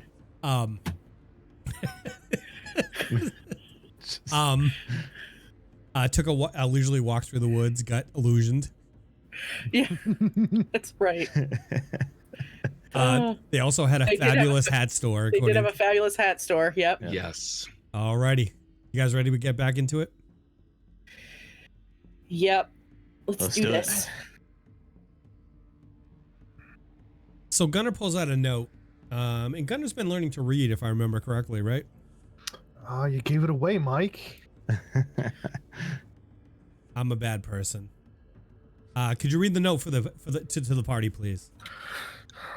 So I take the note from the pocket of the undead creature, and I begin unfolding it and looking over it with narrowed eyes, and I turn it once or twice. And I glance up at the others, and I glance back down at the note. Messrs. Mortwell has. It sounds like he's having a hard time. Hold on, let me take a look and here. Tabe, I shoot you a glare and I pull the note away. I kind of catch a little glimpse of it and I go, wait, no, he's actually reading it right. It just, okay. A deal has come. I lean over to Idabrix and I show her the one word. About About that I need capital for. It involves involves. it involves property and gold, and thought I am not at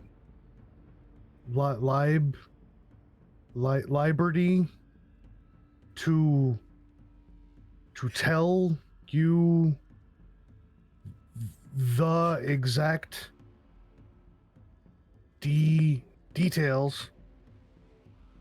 It will make us all rich. Come to Bradley's barn on Quaggar Creek to Nigget. We can meet 3 to discuss our fortress. Your lordship. Guys, I look did up you at just- him. I'm like, good job, buddy. You did it. Gunnar smiles. Well, all right, all man. proud. Gunnar, when were you going to tell us about this? I've been teaching Idabrix and she's been teaching Mead. It's true. He teaches me to fight. I taught him how to read. Well, right on. I'm sorry, I didn't pick up any of that. Could you read it again? I grab the I'm note gonna- from Gunnar and shove it in Davdithas' face. Yeah, let's read together. I'm just going to eye over it real quick. Okay, yeah. Davdithas, can you read it for me one more okay. time, all the way through? Okay. Miser, Mortwell, Hask, and Tabe. A deal has come about that I need capital for. It involves property and gold. And though I am not at liberty to tell you the exact details, it will make us all rich. Come to Bradley's barn on Cougar Creek tonight. We can meet there and discuss our futures. Signed, Your Lordship. I try to snag the note out of his hand. Guys, make us all rich. Cougar Can we do Creek this? tonight. Wasn't the note that was addressed to Davdithas your lordship as well? It was, wasn't it? I bow to Davdithas, your lordship. I've got a plan that's going to make us all rich, apparently. I didn't realize it. Davdithas, Just- if you want to reach in your pocket and check that out, I can bring that up for you. You wanna I will dig into my left-hand pocket and dig it out. Alrighty. Yeah. We have spoken of this before, my master. Now it begins. Join the pack and it will end. Signed, Your Lordship.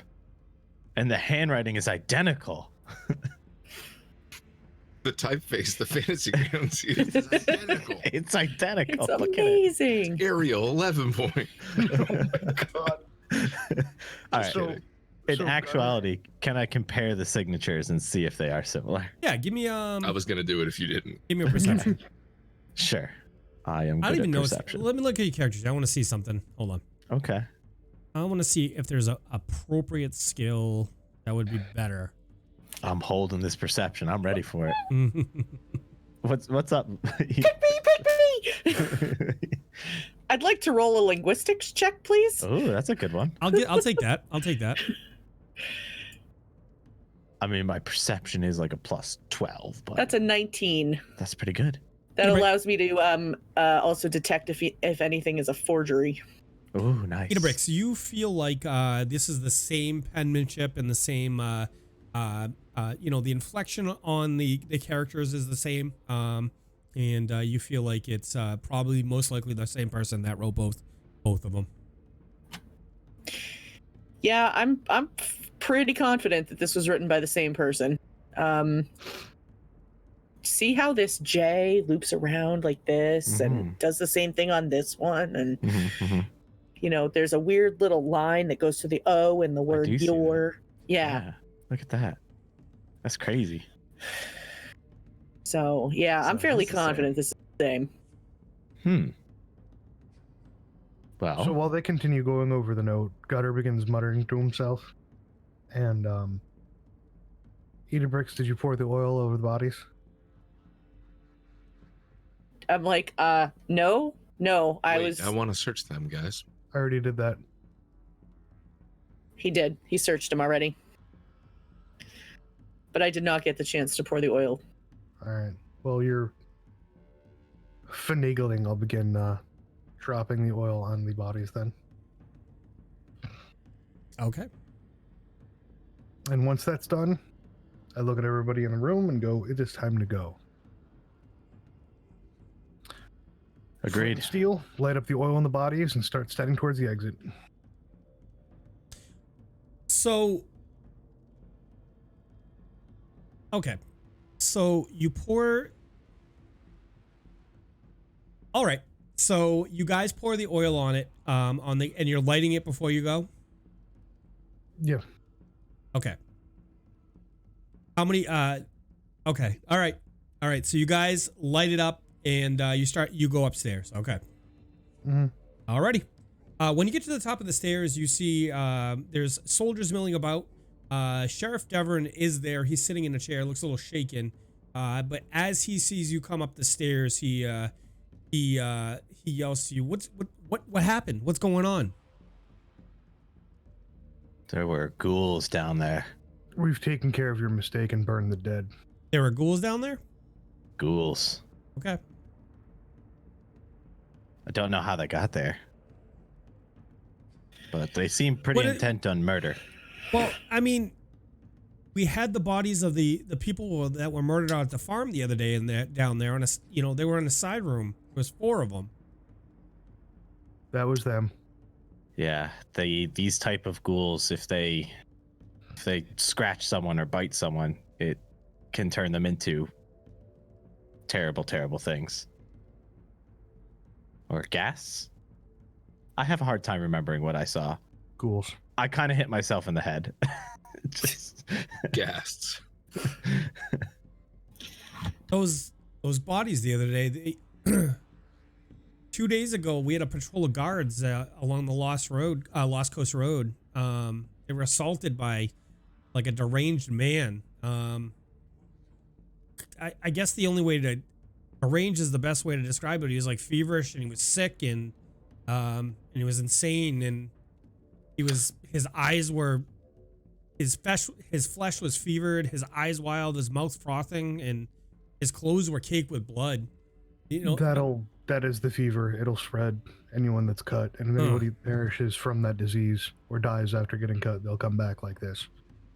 The guards subdued him, but when he, when they checked inside the bar, they discovered the bodies of those men downstairs. They 3 other men, and when they brought everybody back here, this guy died on the way back.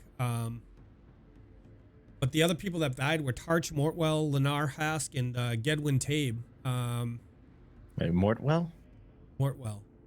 I believe that was one of the names on the note we just found. What? Yeah, note? it was. The note that I read. Gunnar beams all proud. Yeah, he did read it. He did pretty good too. I think I still have it. Hold on, I think I put it in my right pocket. Okay, so you show him the note. Yeah. Okay. Yeah, that's Tarchwell, Mortwell, Lenar Hask, Gedwin Tabe, and the other gentleman. They were con men. The 3 of them, they were con men, and swindlers and kind of local troublemakers. When I found out what they were doing around town, me and the guard, we ordered them. We told them that if we found what they were gonna, if they were going to run their cons in town and in their semi-legal operation, then we would we'd run them out of Sandpoint. We don't take kindly to that shit around here. I guess, you know, the guard wasn't really surprised to see them murdered. Maybe they swindled somebody, you know, maybe they swindled somebody and somebody got revenge, but I don't know, this note is kind of, I mean, maybe somebody was setting them up, you know, setting them up and killed them. Where did we find them murdered? They were at a farm, short distance away from here. Is it the farm mentioned? On Cougar Creek by any chance? Yeah, south of town along the banks of the Cougar Creek. Yep. Bradley's farm by any chance? I mean, probably, yeah. I just turned to Mihaly and I go, damn, we're too late to be rich.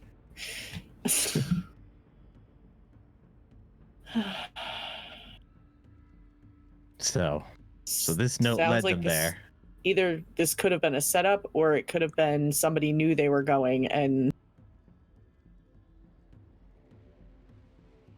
took them out there. Yeah, it seems to me like they got lured out there, like a setup. But why? There was one other guy that came in with them that he wasn't hurt or anything. Grace Sevilla. He's a local thug too. He's a Virgin thug. He's over with Aaron Habe right now. That he was out of his mind, insane. He's so Aaron Habe is the caretaker of an asylum south of town. He's got him in his care, but I mean, Grace is a little bit off his rocker at the moment. He wasn't right when he left here. I think we need to pay them a visit. Well, I'll tell you, if you're gonna do that, I can get a letter of introduction written up to you for I got Aaron. He's kind of a particular kind of person. You know, the people that take care of the dead. I mean, you know, they're all a little off, you know? Oh, yeah, that's true.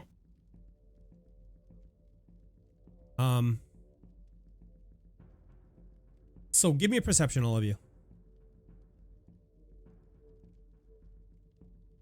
That's 10. 27. Also 14. 27. Davdithas and Idabrix, the clear of smell of smoke and burning, and starts come out from the basement of the building, and along with a thick dark smoke.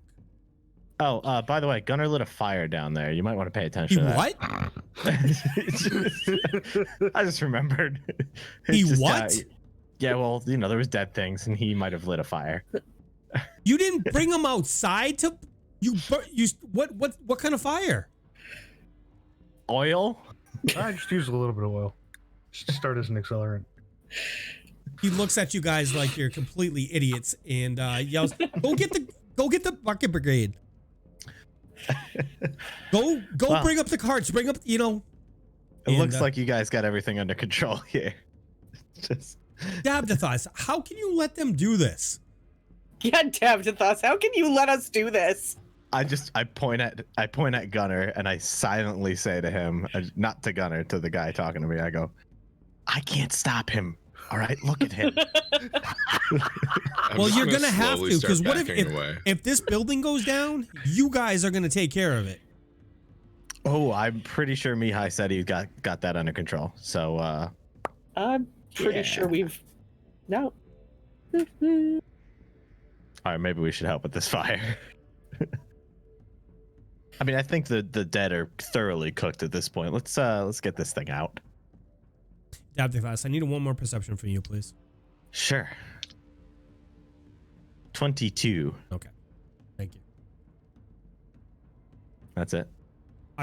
So as you guys are standing there, you know, people start rushing in with buckets of water and going downstairs, and you know, they're forming a bucket brigade. They have people staggered every cup, you know, hands lengths, and are starting to, you know, bring buckets down there. I suppose I'll try and help out. Okay. If you guys decide to help, like Davdithas, if you, as you help out, it takes about 45 minutes an hour to get the fire out. They have to make multiple trips down to the sea and fill up, barrels and bring them out. And they have a couple rain barrels outside, at collection barrels, but it doesn't do the trick. It takes them about 45 minutes to an hour to get the fire out. I'll help and create water a little bit here and there. Okay. Guys, when it's all said and done, and the mayor comes back in, after, the mayor comes in after letting, everything is secured. She looks at you guys. She goes, guys got to be smarter than that. And she looks at you, Gunnar. She goes, Gunnar, I understand that, you want to burn the dead, but like inside a house, I mean, this is our garrison. Like, what happened after that fire had come upstairs where everything's wood and all this paper and everything had gone up and we lost the building? What happened if you buried countless amounts of undead outside and they all resurrected and tried to take Nobody over the town? said, nobody said we would bury them outside. I'm not I'm not contesting that you want to burn the dead, but don't do it inside of our building.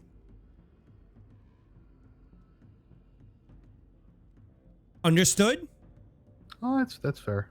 I didn't think that went all the way through. Okay. With that, she's kind of frustrated too, so she walks off and goes upstairs. Well, I'm going to leave it in you guys' hands at this moment. You tell me what you'd like to do at this point. Well, on my agenda, I'd like to go talk to those two, the crazy guy and the other guy, because I'm so good at names. I remember the crazy guy's name is Habe, but the other one that came with him. But maybe we'll do that tomorrow. I don't know. What time of day is it? I would say it's like 1 or 2 in the afternoon at this point. Well, I mean, I assume it's probably going to be a simple conversation, right, everyone? Guys, I'm exhausted, but we have people to talk to. I'd also kind of like to go out to where the guys went out to the farm. Oh, you want to check out the farm? We should check in on Father Xanthus. I'm sorry, I didn't mean to interrupt you, Mihaly. Well, we should tell him about the well. Oh, yeah, that too. Yeah. We didn't even get the chance to do that. Well, I suppose then we could probably ask Father Xanthus for directions to the farm too, unless any of you know where it is. No idea. So, let's go see the Papa. That's so awkward. I'm sorry. That's so awkward. Oh my God. Don't worry, I don't call him that to his face. Just You call him Daddy. Hello, Daddy. I mean, Father. It's like when you call your teacher Mom by accident. Daddy Xanthus. Oh no. Oh, God. Let's take a. What do you guys want to go see Father Xanthus? Let's go see Father Xanthus. Yeah, I think that's a smart thing to do. We need to check in with people in town and plan our next steps. Yeah. Okay. So you guys are heading over to Father Xanthus? Yeah. Okay. Yep. So they you think they'll start burning their dead now? I hope so. Probably. Oh. Are you hiding saying this right now? We're walking through town. No. Okay. I'm not sure you made the best impression about burning the dead, but maybe they'll have their own twist at it. I mean, you guys, like, what do you do if there's a beloved one that passes? They get burned. They still burn like, them. do you burn them in like a special way or like to show like reverence? Funeral pyre is a special thing, unique to its own family. So like if there's a murderer, you burn them the same as like your own family? No. Okay. So I'm trying to say, maybe you gotta just teach them how to correctly burn them so they still show reverence, you know? I have. I've spoken to Father Xanthus about this. I don't think he was big on it.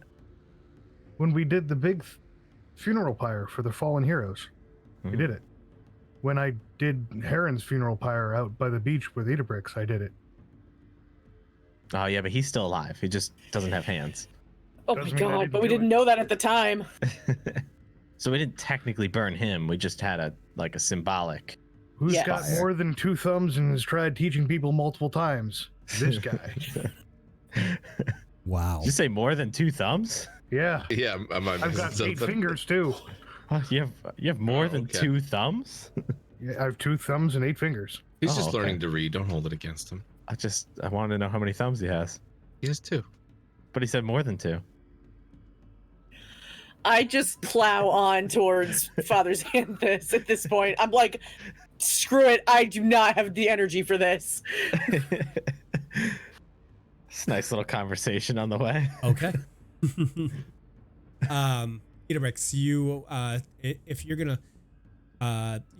hurry past the group and you can make a little progress on them. They're a lot bigger than you. Most of them are a lot bigger than you anyway. So but you get up there maybe 10 feet ahead of the party as you see the acolytes outside going about their day-to-day operations. As I see them, I'm like, where's the father? Oh, Idabrix. Let me send. We'll go get him. Yeah, thanks. Okay, so that acolyte disappears into the the temple. I look at the fountain out in front of the temple a little nervously. When do I get there? You get there a couple minutes later. Okay. So am I there now? Yes. Okay. So as I stroll up, I go up to the nearest acolyte I can find, and I just go, "Where's the Father Xanthus? I need the father." I believe Brother Rufius went to get him. Oh. Okay. Oh, that's preemptive. All right. Excellent. Well, Idabrix is already here, and she... Where? I look down. Oh, okay.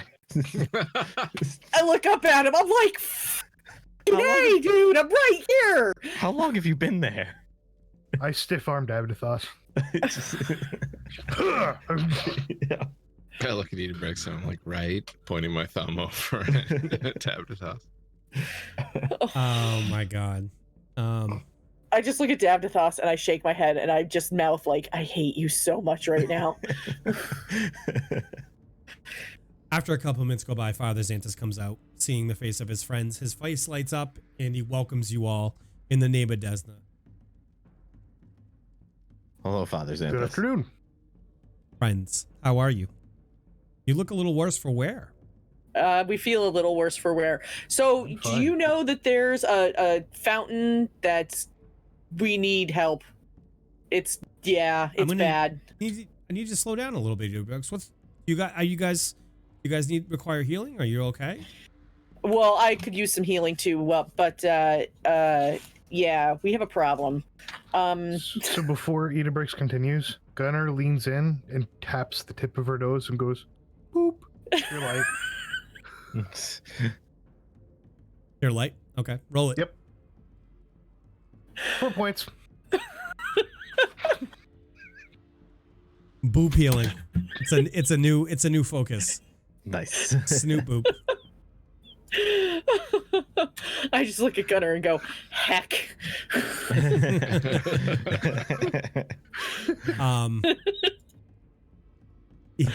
Okay. All right. I nod approvingly of it. Did you get Idabrix? You're down to 3 wounds. Okay. Okay. What about the rest of you guys? Do you guys need any healing? I could supposedly use a little bit, Father. I'm feeling okay. Okay, so Father Xanthus puts his hands together, raises his hand to Desna, and says, "Desna, by your light, make whole our friends here. They seek the light, and they seek, they seek to bring order to the land. And with that, you guys heal for 11. Sorry. Nice. Perfect. Thank you, Father. So about this fountain that Idabrix was telling you about.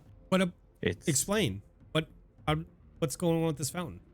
It's an unholy thing. The short version before we get into a big convoluted story. I mean, I got a pretty short version. Okay. It's an unholy fountain in the bottom of the glassworks that was spawning sin spawn every time blood went into it. Down in the catacombs? Yes. Do you know how this? Are you familiar? Well, no, but do you know? You guys went to the Catacombs of Wrath before. Was this something you saw previously, or? We saw it. We didn't really examine it too much. And these sin spawn. Do you know how this item works, Davdithas? Yes. Gunnar raises his hand. I'll let him say, since he seems so eager. Gunnar? Rage. Empty the thing, fill it with holy water, boil it for 24 hours. Done. Artifact destroyed. Game over. I'm going to need you to elaborate a little bit. Okay. The way to destroy this thing is to empty the water that's in it out. Then fill it with holy water. Okay. Okay? You're following? Yeah. Then we've got to get the fountain to boil for 24 hours. It's one day. How it's been explained to me. One whole day. How? And then the artifact doesn't work anymore. Okay, but how did the artifact work previous to that? How was it Every recharged? time something of rage was destroyed and it bled into the pool, it used the blood and the rage to spawn another creature that we had to fight and destroy. Okay, so you essentially weakened it by destroying it. Does it have a way to recharge? We have to kill more rage things and it recharges. And you just came from killing stuff? You see the problem? How much holy water do we need? Hold on, let me get out my piece of paper and a quill here. I Let's look do at some you, calculations. I'm gonna lean over Davdithas' shoulder. Let's see here. It's Carry the about one. what, 30 feet in diameter. One. There's a raised portion in the middle, I believe. How deep was it? Would you say 2 feet, 3 feet? yeah, well, we 2 could stand feet, in it. yeah. 2, 3 feet. Okay. Yeah. Calculate this out. I've got the color orange. I'm not really good at math. A lot. We need a lot. A couple barrels, and he points to a couple barrels of rainwater. 5. I Five point of to the those? fountain. I point to the fountain that's in the courtyard here, and I go, it's about the size of that, I think. Yeah, that looks right. Yeah. So enough to fill that. Okay. I think we have enough. Maybe it take a couple more hours just to make some more, just to be safe. We're gonna need to get some help bringing all that down there, and maybe grab a couple guards and a couple carts. All the carts won't fit down there. And not to alarm you, but the dead are walking. Oh yes, That's the thing. And we almost lit a building on fire. Because You need Almost? to know that part. Almost. It's fine. I wouldn't worry about it. The entire basement was hewn stone. I used a little bit of oil as an accelerant. The bodies were burning. If they let it burn, they would have been fine. But no, they had to put out the bodies. Again, no one listens. You burn the dead. I just shrug.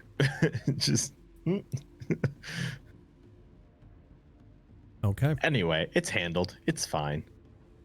But yeah, if you need help figuring out how we're gonna go about this, I'll be happy to help. Well, I feel like we should. I should go with you guys down there and to do this, and we're gonna need a couple people. I mean, these barrels are heavy. I mean, I know Gunnar's big, but you can only probably take 1 or 2 of these.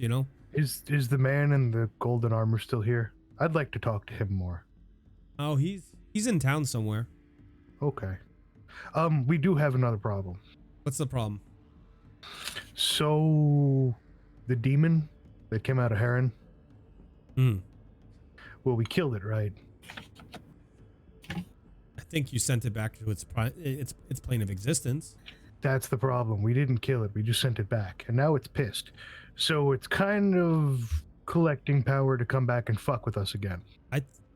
They're usually banished for 100 years.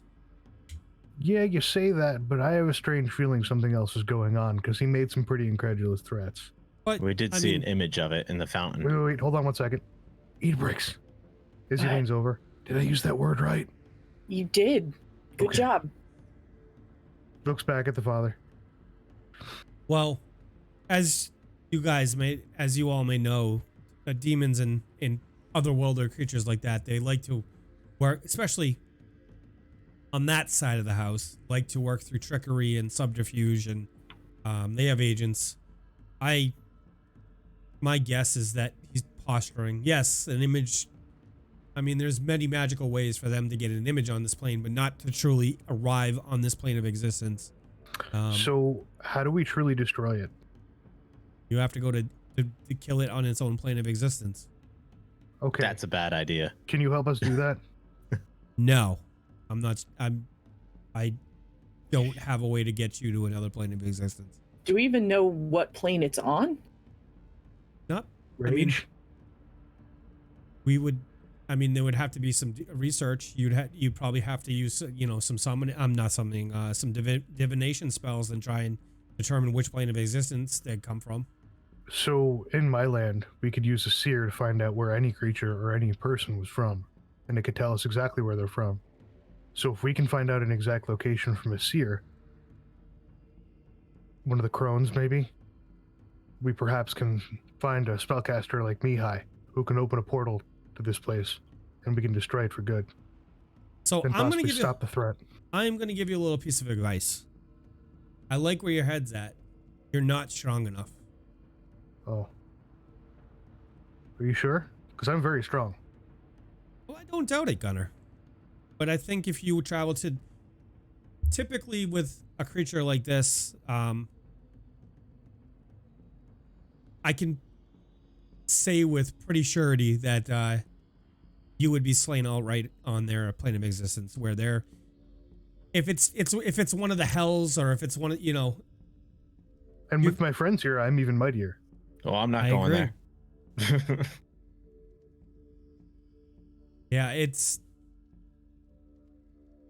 to be quite frank, I think you guys got a little lucky when they were here. That's no small foe. Not to diminish what you did, but otherworldly creatures like that are not to be trifled with lightly. My goal, obviously, is to bring light to the darkest corners, but there's a time and a place. The better part of valor is prudence. So that's a no. Theoretically, you could do it. I'm sure you could find somebody in I can't think of the main city. Maybe you and the man in the golden armor, the paladin, will come with us. Then we'll be truly mighty. I'm not going there. Are you frightened? I am. Why? Smart enough to realize when I am out of my league. But you're a mighty man of Desna, a commander of her will. Destruction of evil wherever it breeds and dwells is your mission, is it not? It is. Well, But what value do I bring to the world if I throw my life away needlessly? it's no throwing away if we have a mighty party together and we can destroy this. If I thought we could destroy this creature on its plane of existence, I would do it. I don't think we have the ability now. I don't even think we can get there right now. So I must grow stronger. We all must grow stronger. We must do some research. We must find where it lives, what plane of existence, what its weaknesses are, what its strengths are, how to put it in a position to most benefit us, what we would need to take with us. This is not something that you jump at lightly, Gunnar. I don't doubt your courage, but your wisdom is lacking right now. Gunnar nods and he puts his arms around his friends and gives them a gentle squeeze and goes, "We will grow stronger. We will find these demons and we will slay them." I kind of like maneuver out of it and like, one day, not right now. We should go now. We should finish this quest.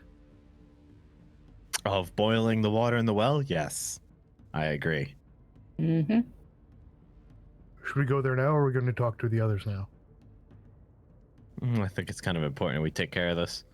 Good, we go. We should rest. It's 1 in the afternoon. Look, the sun is high. Yeah, but don't you need to like sleep or something so you can use your magic? Not when there's things afoot. I wouldn't say. Odin will grant me power and strength. He will keep me on my feet. I mean, we cleared it out. There shouldn't be any trouble down there.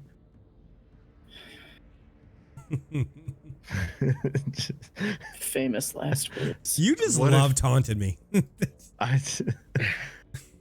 Everything What will be if killing fine. those ghasts somehow is tied to that well? I've done a lot. I feel tapped. Tomorrow, then, by the dawning of the sun.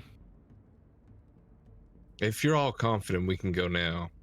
But if you have any reservations in literally carrying me with you, I clasp Mihaly's shoulder and I look at the father. Tomorrow morning, by the first light, we'll meet you at the glass factory with the water. That'll give us time to prepare. We'll have people. We'll have some people be able to assist us bringing down the kegs. Good.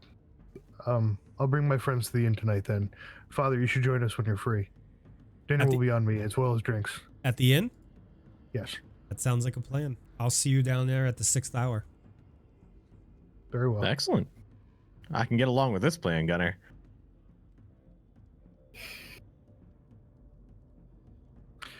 We party tonight in revelry. For tomorrow, we strike down great evils. And perhaps Excellent. meet our end, either in the Elysian Fields or in the halls of Valhalla. And you'll burn me inside of a basement, won't you? Or If only you're in a so lucky. wagon or on a ship or in a field Wherever I may fall. on the beach or, Huh. wherever does you justice. Perhaps I will make you a wooden boat out of a butterfly. Come, we'll talk of it. That actually sounds pretty awesome. I kind of want to see it. Gunnar starts walking towards the tavern.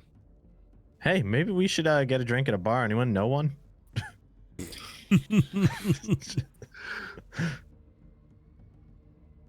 I just follow him. All right, where are you guys going? Back to the Red Dragon Inn, I'm guessing? Okay. Rusty Dragon Inn? Rusty Dragon. Yeah. Old Rusty. Oh, Rusty. Yeah. So where I'm from, kings were set on their longboats with their prized possessions and a loved one that would guide them, that would help with them, that would bring them to the Wait. halls. They put a loved one on the boat, Yes, of course. and then they burn the boat Yes. with the loved one on it. Yes. Is the loved one alive? Sometimes. Yikes. Sometimes there is a poison or a dagger. Sometimes they're alive. And they scream out the eternal torment to remember their loved one. Yes. These are true. That's some dedication right there. Of course. Especially for a king. Yeah, well, yeah. Wow. I'm gonna stick to my rituals. That is how we buried our father. You mean burned? Yes. Huh.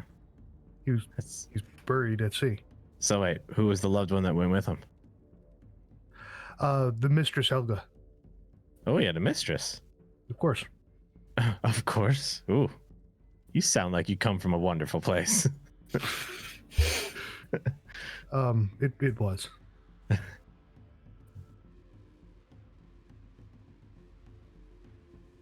Okay.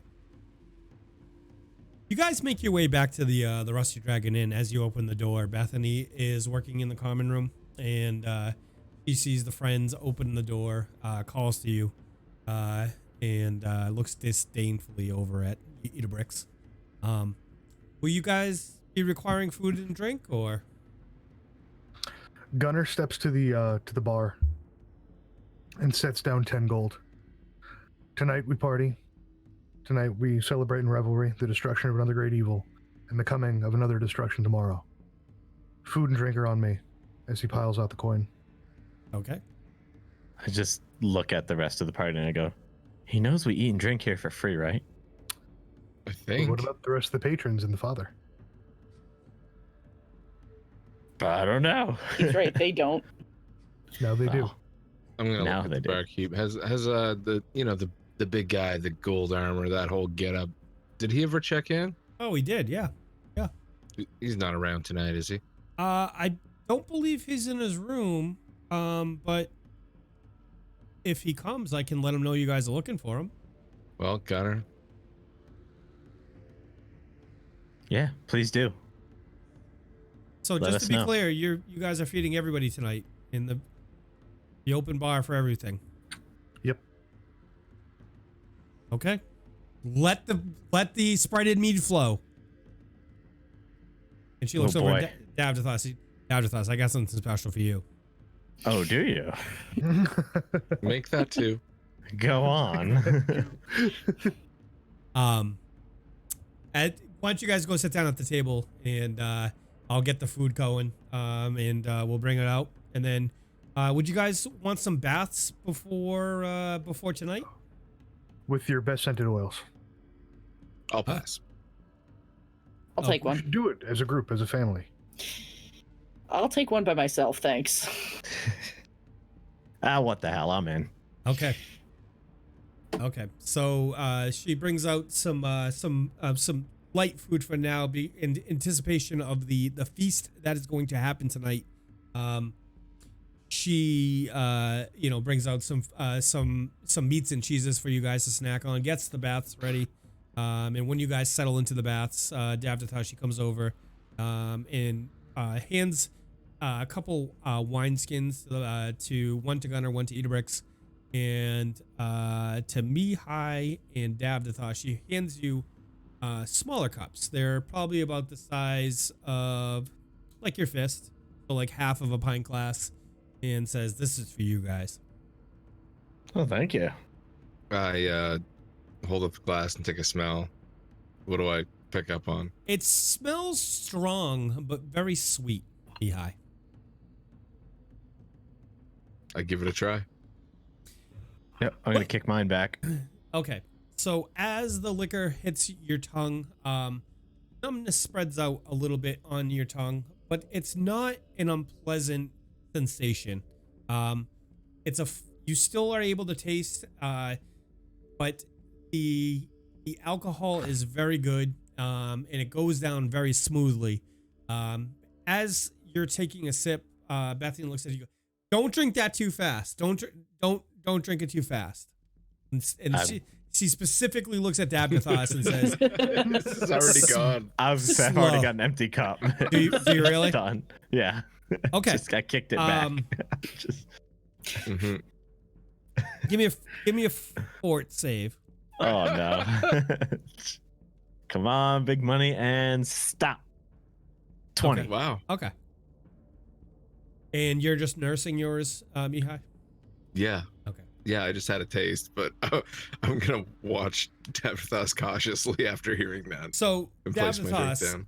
very quickly, the effects of the alcohol, you're no stranger to drinking. You've got a pretty good tolerance, and but very quickly, you think you're at probably like stage 2 of the night. Ooh. It's hit you pretty hard, and so Bethany, shaking her head, looks at you guys and say, "That is a special distilled sprited mead.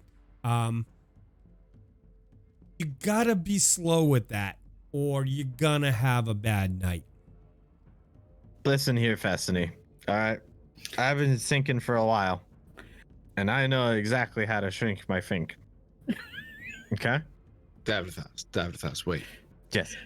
I slide my drink to him, less a single sip, and say, "Dare you to drink it." You dare me? Oh, I- please.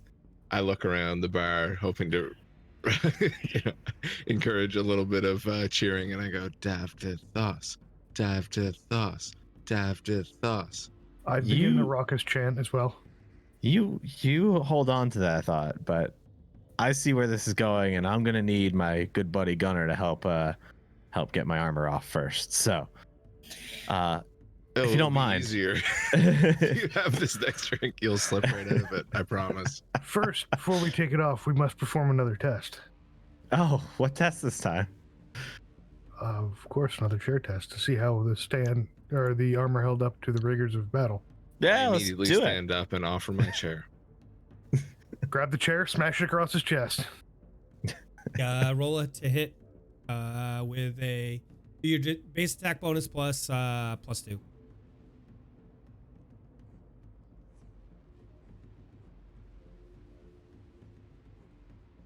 21. That Jesus. just barely makes it.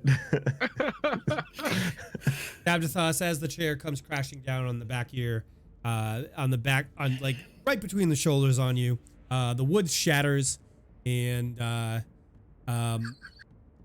roll a d6 for me, Gunnar. Sure thing.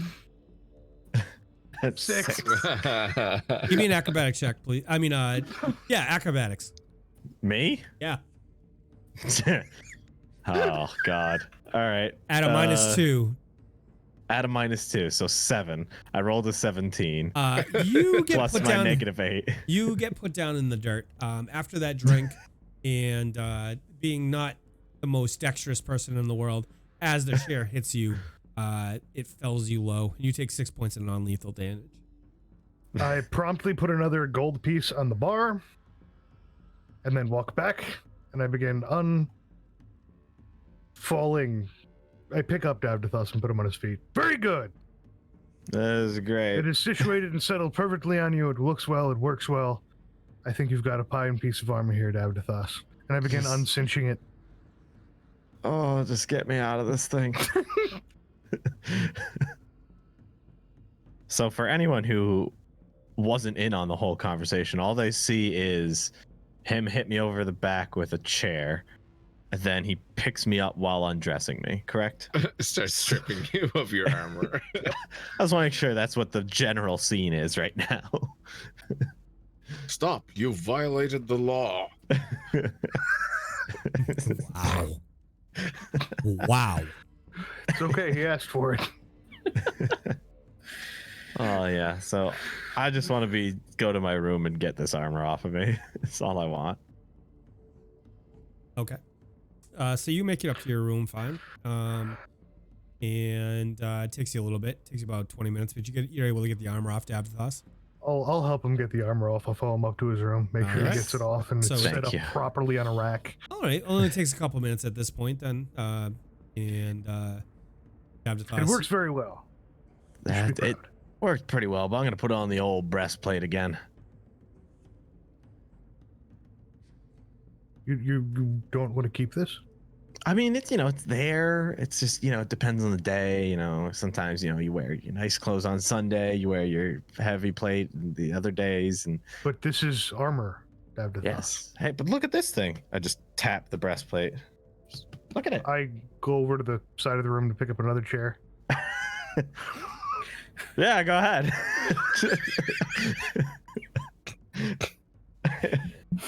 I'm gonna show you. Is this It's happening good. right now? This is happening. Roll the hit.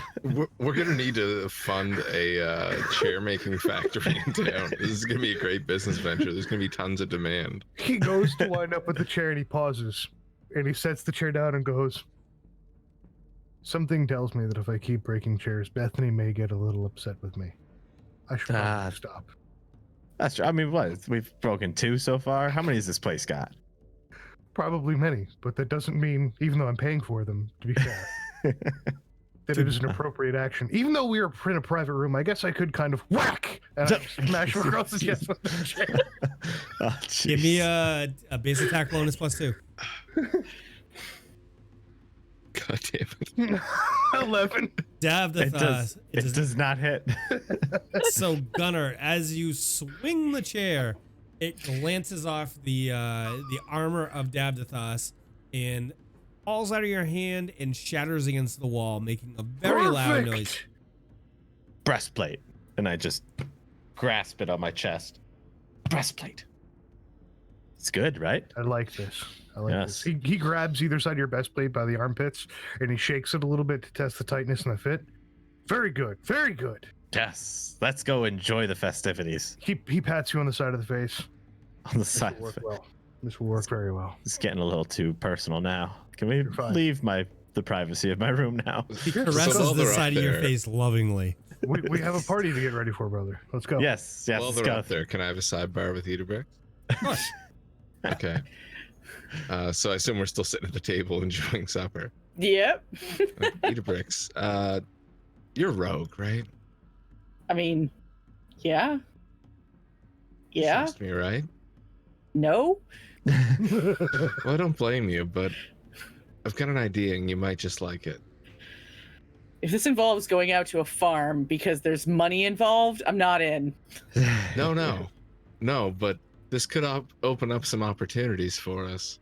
Oh boy. You see, the things you do, I'm not the best at them myself, but perhaps I could Are aid you having this conversation in the middle of the tavern right now? Yeah. Are you making any attempts to hide it? Well, I haven't implied anything. You literally asked her if she was a rogue in the middle of an inn. Okay, well, perhaps my lack of understanding of D&D is at fault here. That's a faux pas, good sir. A very large faux pas. Okay, I really so didn't think realize I want that. to put I'm this in sorry. perspective, okay? You're That's you're hilarious. having a drink with a bud. I'm not like, so you're a dirty thief, right? But that's exactly what you're doing. You're That's sitting more out, or less what you I thought just it was did. You're like sitting out at a stealthy bar with class, your you know, friend. like an Hey. archer. You're an archer, like Hey. a vocation, you know? Well, and that's what you're saying. You're I'm sitting. sorry, You're yeah. sitting out at the bar with your friend, and you say, "Hey, so you're a cat burglar, right?" Hey, you robbed that bank last Not week. trying to That's hide it really all. not I'm just my putting intention. I'm playing. I'm sorry. I'm That's painting- my mistake. Yeah, I'm painting this I'm picture an for you. idiot. All right. Okay, so I'm not going to say that at all. If you'll let me rewind and not be a big dummy. No. I'm just going to be like, Idabrix. I I will- can do a spell that will... I will give you a chance if you're trying to hide this conversation. I will give you a chance. Do a sleight of hand check for me. Okay, I'll do that. Thank you. That's not good. 2 + 2 is 4. Good God.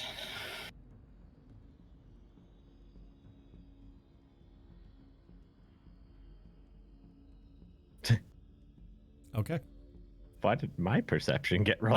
I picked up Yeah, the that was dice. me. I picked up the dice, and it actually picked up your perception roll and rolled it. So Oh, okay. out of the chat, I rolled the dice a couple times. Oh, So. I see. Okay. All right. Okay, continue.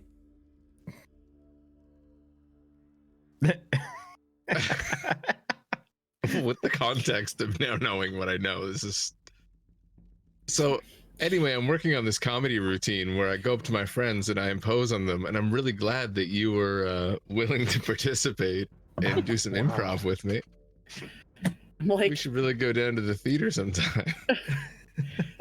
Are you bluffing now? Okay. Are you trying to bluff? Yeah, now? totally. Of course I'm bluffing now. What the fuck? Give me a bluff. I'm sorry, man. I've backed myself into a corner here. I'm scared. 26. Ooh. Jesus. Ooh, very nice. I stand up and plie and go, and scene. Oh my god. And then I sit back down and eat my supper and shut the fuck up. Okay.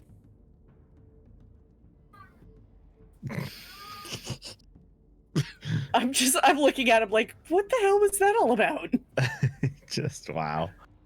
Just wow. Gunnar, I just Gunnar and Davdithas, you make your way downstairs and you see Mihaly just very intent at looking at his bowl, enjoying his food, and Idabrix is down there as well, just kind of a puzzled look on her face. All right, where's that cup? I Where'd begin you to put it? scrawl her a note. Oops. Sorry. Forgot where we were. P.S. I can make you invisible. I fold it up and slide it over the table super sly like without even looking at it. Give me a sleight of hand if you're trying to hide your actions. I roll a sleight of hand of the dice in the way, 15. All if right. I may. 29 on my come on. perception. You're not even here yet, are you? Yeah. Oh, I am. Yeah, it just came down He the stairs. just said they just came in. Davdithas, I'll give you first action. Okay. Oh, hey, Mihaly, what are you passing secret notes now? What's it say? I'll tell you later. Oh, okay. Where's that cup? Right here. Oh, I hand it over to Davdithas. thank you, sir. Oh, wait. I'm ready to receive it if you're willing to hand it off. Oh god. Oh, You're this way. Yeah, there you go. Ah, thank you, kind sir. Not a I problem, my appreciate friend. that. Enjoy. Yeah. Oh my god. All right, perfect. All right. Delicious. So Amiko comes out of the kitchen and she approaches the table and she looks at you guys and she's, she looks at Mihaly and goes, you guys have done a lot for the town, but I was a little shifty, Mihaly. What? What are you passing notes around for? Maybe It's not he's illegal in to pass love. notes. I mean, friends pass notes to each other. You're not doing anything, off. How do I say this gently? You're not doing anything gonna get me in trouble in here, are you? Gunnar raises his arms up as if he's like stalking, and he pulls his cloak around, half covering his face, and goes, "Sneaky, sneaky." Yes, Gunnar. Sneaky, sneaky. Yeah, sneaky, sneaky. Please grab your seat. Let's continue to eat. No, I assure you, nothing too untoward. Gunnar pauses after raising his arm and, oh, I really do need that bath. Give me a bluff, Mihaly. Sneaky, sneaky is stinky, stinky. Yeah, just a little bit. All that sweat and that burning corpse. 26. Okay. Do we have oatmeal we can add to the bath? Oh, oatmeal sounds good. It's good for the skin and it calms. Like that purple flower. Lavender. Yes, that. The purple lotus. What? No. The purple marigold. I literally just told him the answer. Yes, But what if she it said was lavender. wrong? What? Yes. I pause I have and another look at cup? Amiko. I take a look at my plate of food. I take like 2 more bites, and then I'm like, "Can someone let me know when the bath is ready?" And I just take off upstairs. Like, I'm done. It's been a very embarrassing time for you, hasn't it? It really kind of has. Just- Like, Mihaly's trying to pass me notes and getting everybody in trouble, and So you're heading up And to your room, there's- Idabrix. yeah. Give me a perception as you get up, walking towards your room. Oh shit. 12. What? I need to look at your character sheet. Give me 2 seconds, okay? Okay. Fascinating. I wish I could see what he was looking at on my character sheet. You can't. I know, but I wish I could like see like what tabs you were on. Just like you just see it scrolling through and just like a little mouse pointer on things. Yeah, it's like Perception and Yeah. perception and forgery. No. Idabrix, as you walk towards the door of your room, you think maybe your door lock has been tampered with. oh god. You know what? These two are drinking partners. I'm going to go hang out with Idabrix. Going to Yeah, you going up to her room, big guy? I like can that. I As I Hold on, scamper we're at Idabrix right now, so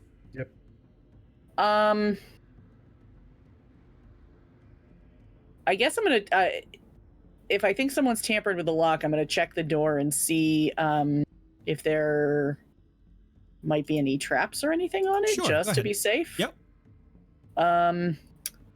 We said that's perception, right? yeah, and you add half your rogue level to it. Right. So that's a 21. Idabrix, you're confident there's no traps on the door. You think somebody was trying to gain access and wasn't quite as skilled as you are leaving marks on the lock. Does it? Okay, I try the door and see if it opens or if it's still locked. It's still locked. Okay. All right, then I open the room and head in. Idabrix, when you open the door, one thing draws your eye real quickly. As you look off towards the window, the familiar sight of a dreamcatcher spinning, and the little crystals inside of it catch the sun and glimmer off the crystals as it spins lazily. I'm gonna go over and take a look at it and try to assess if it's one that I can recognize or not. Be explicit and explain how you're checking it out.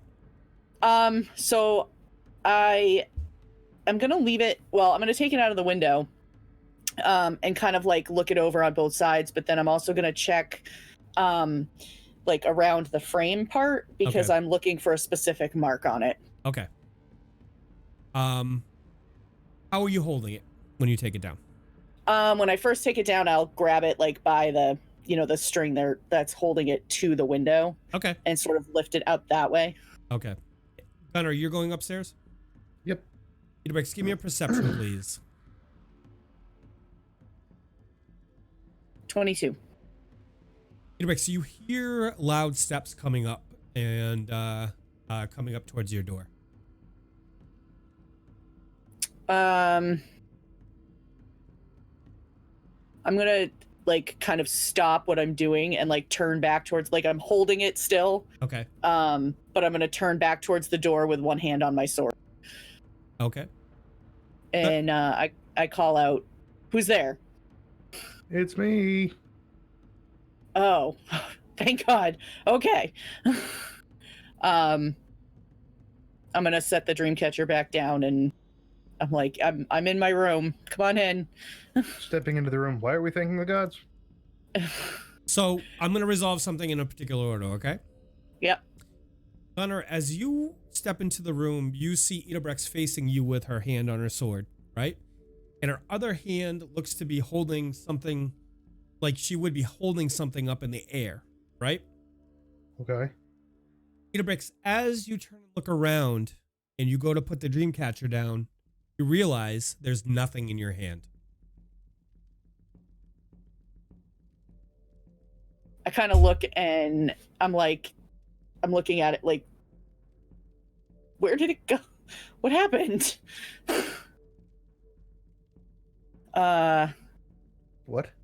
Did you see me? I was holding something when you walked in, right? Your sword? In my other hand. No, nothing. I must be going crazy. Possibly. Have you been drinking? Only one tonight. No, you should be fine. Weird. Anyway, I think somebody tried to break into my room while we were gone.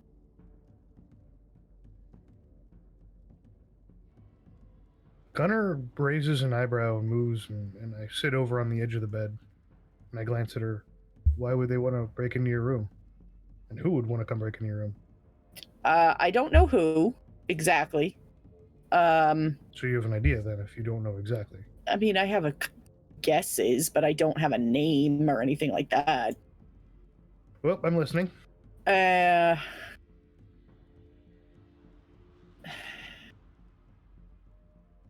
somebody looking for me. A group of somebody's looking for me. And I'm afraid they've managed to track me to town. What did you do? It's a really long story, and I really don't want to get into it tonight.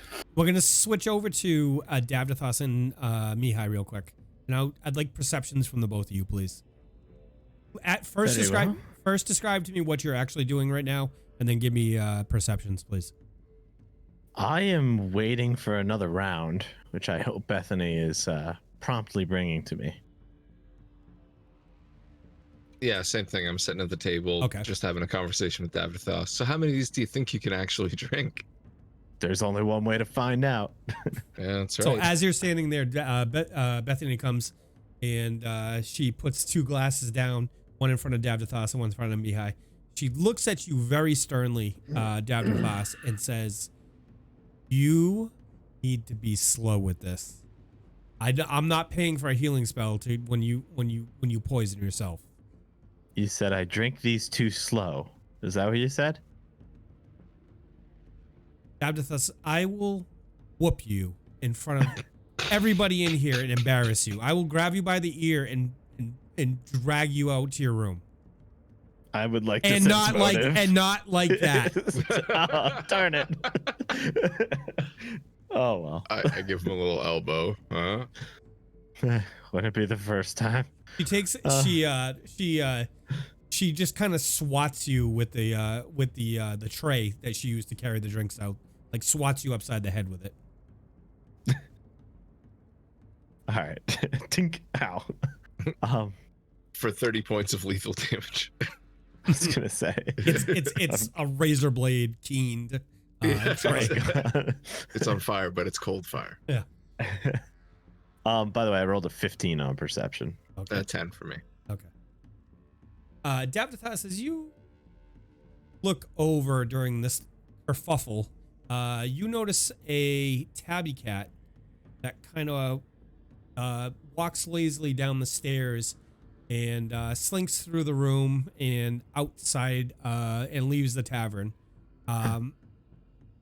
You get the impression looking around the room that nobody else saw it. That you were the only one that saw it.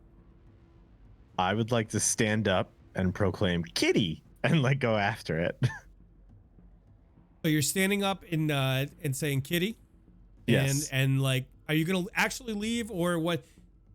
Yeah, I'm actually going to leave and see and chase after it. So as you stand up, Bethany looks at you and says, have you had enough of these already? What kitty what are you talking about? There was a kitty. I saw it. It was really cute. I have to go pet it. 1 second. I'm going to stand up and pick up both of our drinks and shake my head as I slowly saunter after him. She looks at you, Mihaly, and says, I think maybe that one did it for him. You really shouldn't let him hurt himself tonight. I put down one of the drinks and take a sip of the other and give her a quick nod and walk out the door. She just kind of throws her hands up and shakes her head and walks back towards the bar. Davdithas, as you get to the front door, give me another perception, please. All right. That is a 23. And are you going to come up to him, Mihaly? Yep. Then I'll need a perception from you as well. Okay. Oh, God. A 10. All right. Davdithas, you look out and you see the kitty that it's disappearing on the other side of the road, and it's going around a building and leaving the area. You quickly try to point it out to Mihaly, but he is unable to catch a glimpse of it as it escapes outside. As it's going out of sight, I also tried to make like the pss, pss, pss noises to try and draw its attention. Okay. Davdithas, there's no cat, is there? Did it pay any attention to my noises?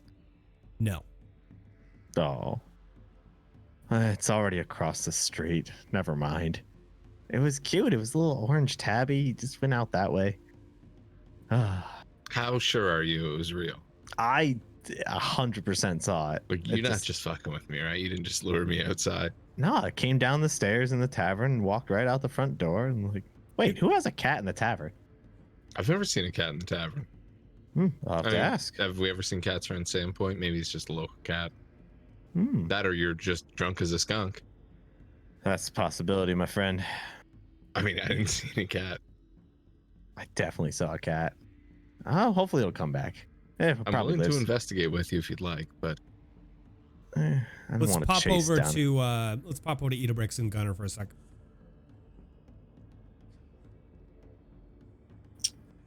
So people are looking for you because of something that you don't want to get into. And something that I did when I was a little younger, and it was bad. How bad? It was bad. Did you kill someone? I don't think so. Did you cause someone to die? I don't know. So it could be very bad. It could be very bad. That's fine. You're my sister now. I'll protect you. What? You don't owe me that. And you're my friend. Well, thank you. You're my friend too, and I appreciate that. Beware of knives getting thrown at you while you're in town. Just saying. Yeah, that's fine. Wait. Are they large knives? Well, the last one that got thrown at me was a dagger. That's not big. That's fine. It is for her. I was gonna say it's like the length of my forearm. He holds out his hand, puts it next to your forearm. I'll be fine. I just might be a little jumpy for the next long time until we get this all resolved. What the hell are we doing? What are we walking into with all this stuff? As far as Like the town, like what is going on? I mean, this is more than one town should ever have to go through. Gunnar, as you're sitting there talking with Idabrix, and she mentions that this is more than one town should ever have to go through, you feel almost like a squirming on your chest. And as you look down, some of your runes glow in quick succession, like they pop between 2 or 3 of them. which ones? Random. Okay. 3 random ones. No particular meaning, just a revelation or remembrance kind of thing. Okay. Gunnar looks down and I place my hand over my breastplate and I nod solemnly. This I remember. This I understand.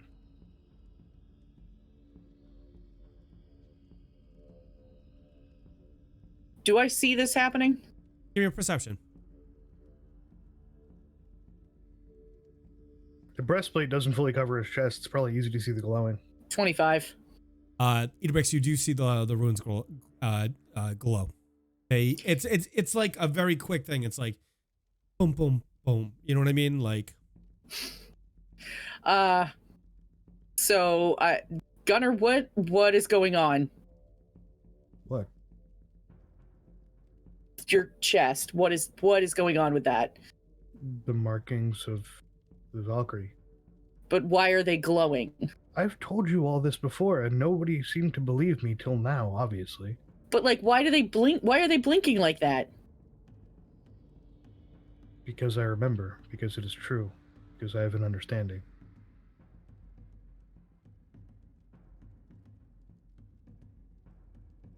I don't understand magic sometimes.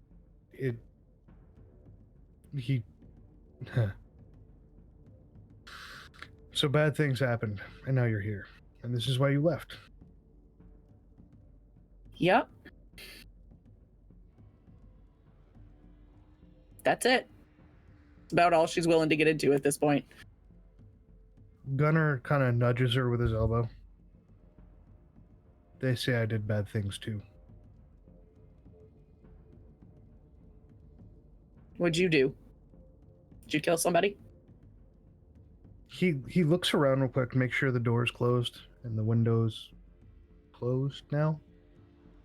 If you'd like to close them both, you can. I do. And I move back to sit down on the bed with her again. Did you know that I'm a king? You're a king? And with that, you mentioned. we're going to end tonight's session.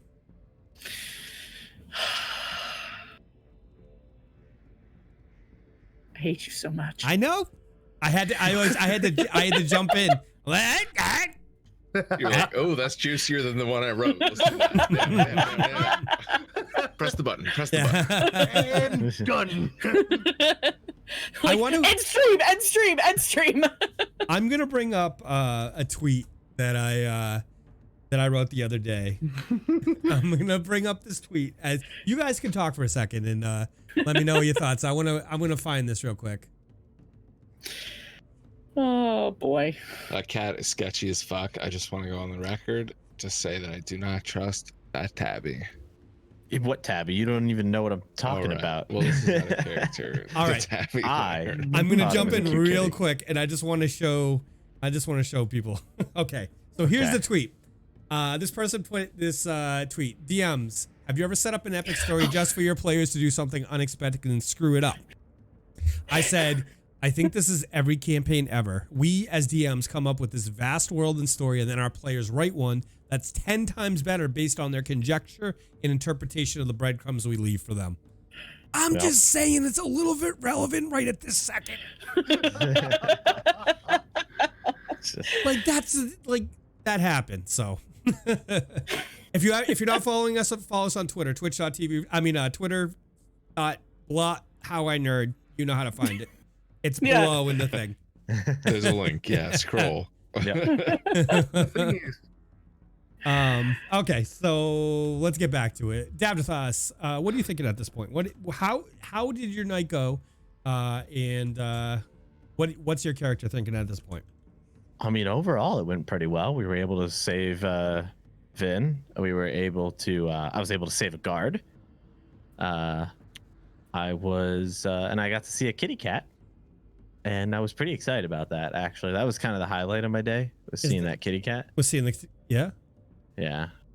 Davdithas really likes animals, so he's very intrigued by the kitty cat. Davdithas likes animals, or Decider does? Decider also really likes animals, which carries over. column A and column B, baby.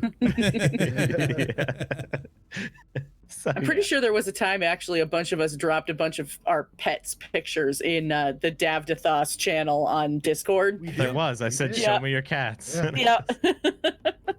I should have said, "Show me them kitties." Oh, I keep on misclicking, guys. It's my things are having a seizure right now. So Oh my goodness! sorry. See Wow, that look coming at all those through. scene changes. Look at all this. changes. Oh, it's still going. Hey, look. Fluke Okay. subbed. Alrighty, sorry about that. That This was good. pro streamer right here. All right, More encore. all right. I'll take two. Idabrix, how was your night, and what is your character thinking? And let me know what you're doing. Oh, wait. I'm sorry. I don't mean to step on you, but I want you to go grab a link to something we were talking about earlier and drop it in chat right now. A link to something that we were talking about earlier. Cookies. Oh!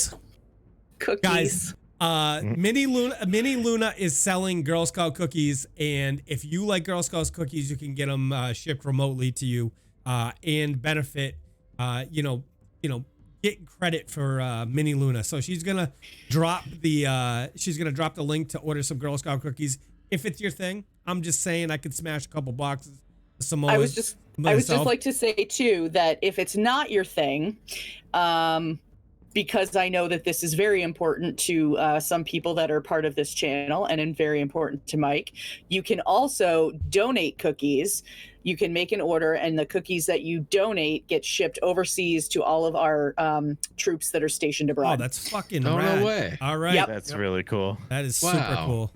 We're at 80 Yeah, you boxes gotta sold drop the right link now. Her then. goal is 250. So 80? yeah, I'm Oh, getting yeah. the link. Okay. All right. All right, here we go.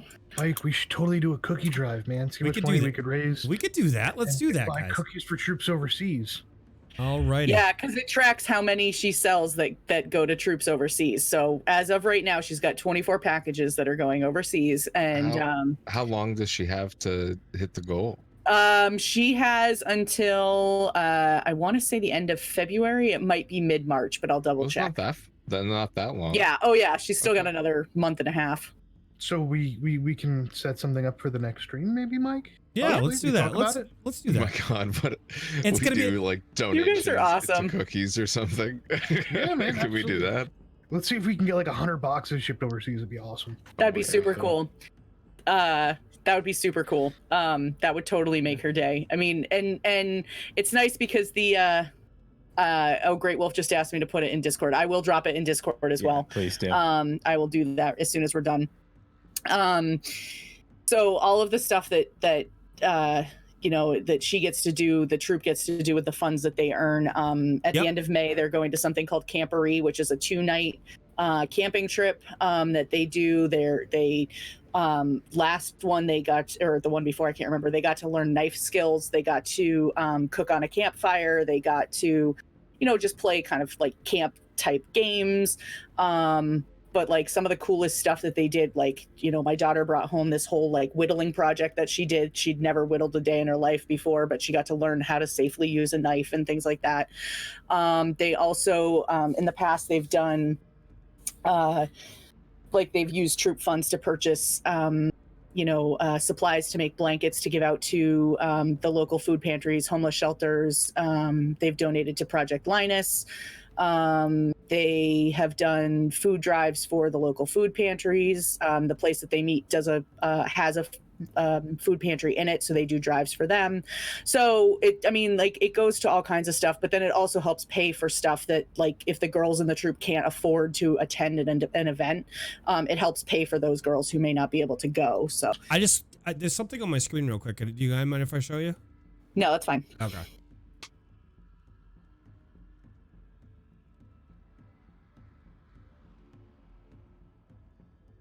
Oh, that's fantastic. Would you look at that?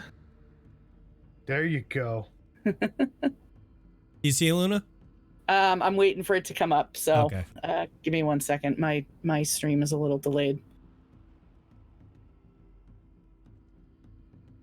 Oh, you're so awesome.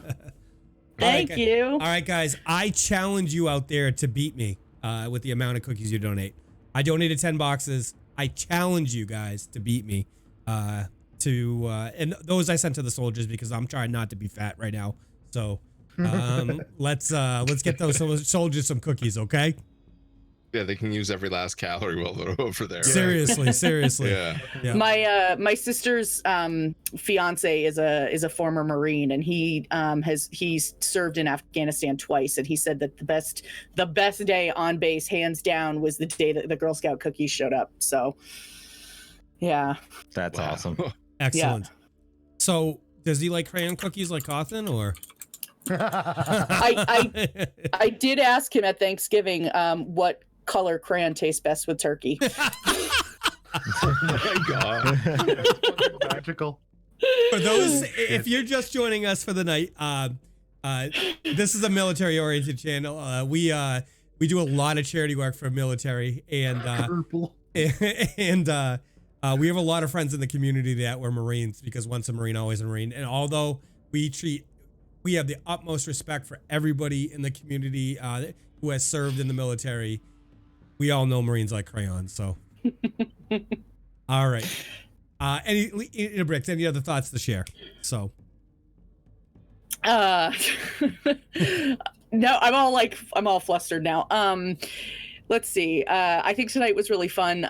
I think towards the end, like anytime that anything that comes up from Idabrix's backstory, it always throws me for a loop, which is good because it would throw her for a loop too. So, but she's not ready to share anything with anybody in the group yet. The closest person she would share anything to at this point would be Gunnar. She's still not at that point. So, yeah, so it'll be interesting to see how this plays out. Excellent. Gunnar, what's up, my dude? What's going on? How you doing? And how's your character doing right now? I'm doing really good. I'm super excited about season 2. I've been having so much fun. The development for Gunnar is so there, and I've had so much fun planning and recalling his old story and the stuff that I've been able to play out in the RP channel. I haven't in a while, but a lot of it's kind of come around, and I've actually got some ideas and stuff that I'm going to do in the channel that I also need to clear with you, because I'm going to do on stream as well. Excellent. Sounds good. Any integration we can have between that part of the community and this part of the community is okay in my book, as long as it's not game breaking, you know? All right, so I'll give you a brief hint. Gunnar saved up for a while. He's had a lot of money, and he kind of held off on asking the group for money for purchasing new weapons and stuff like that. But Gunnar is actually going to go to the mayor and possibly fashion a longhouse Old Norse style in the city. Oh, cool. So something to look forward to future down the road. That is definitely cool. But it's been really kind of cool, and you know, we've had the vision about the crows, and the old crone, the seer, has talked to Gunnar about his past, and you guys get to get a little, you know, look on that. And now somebody in the party knows about Gunnar's nobility, and hopefully he gets to tell them a little more about who he is and what he's about and what happened, and they'll get to find out a little more about why he is who he is and how he acts and why he acts the way he does. Okay. There's a reason behind it, so hopefully you guys get to see that a little more and enjoy that. So I'm kind of really excited to be able to share a little more. Excellent. That's Mihaly. Hey, I had a lot of fun tonight. I feel like I made a lot of silly mistakes because I'm like kind of having an off night myself. No excuses though. It's all stuff I have to work on, but I just kind of having a funny night, I suppose. But I'm really curious. I felt like I don't really understand how D&D campaigns go, right? But I'm like, for the first whole season, like goblins. I'm like, I wonder if there's a way I could set up my character to be really good against goblins. And started looking into that. And now we're like undead. So I'm kind of thinking, I wonder if I could set up my character to be really good against undead. But then what will it be next? So is there any point? So maybe someone with a bit more advice for character building can hit me up. There's no point in power gaming towards one, because the second you do, I'm going to change it. Yeah, okay. Be a generalist. Yeah, that's good advice. I like. Don't ever power game to one specific corner. It'll just get you screwed by the other three in the box. No, I just want to completely glass jaw myself. Come on.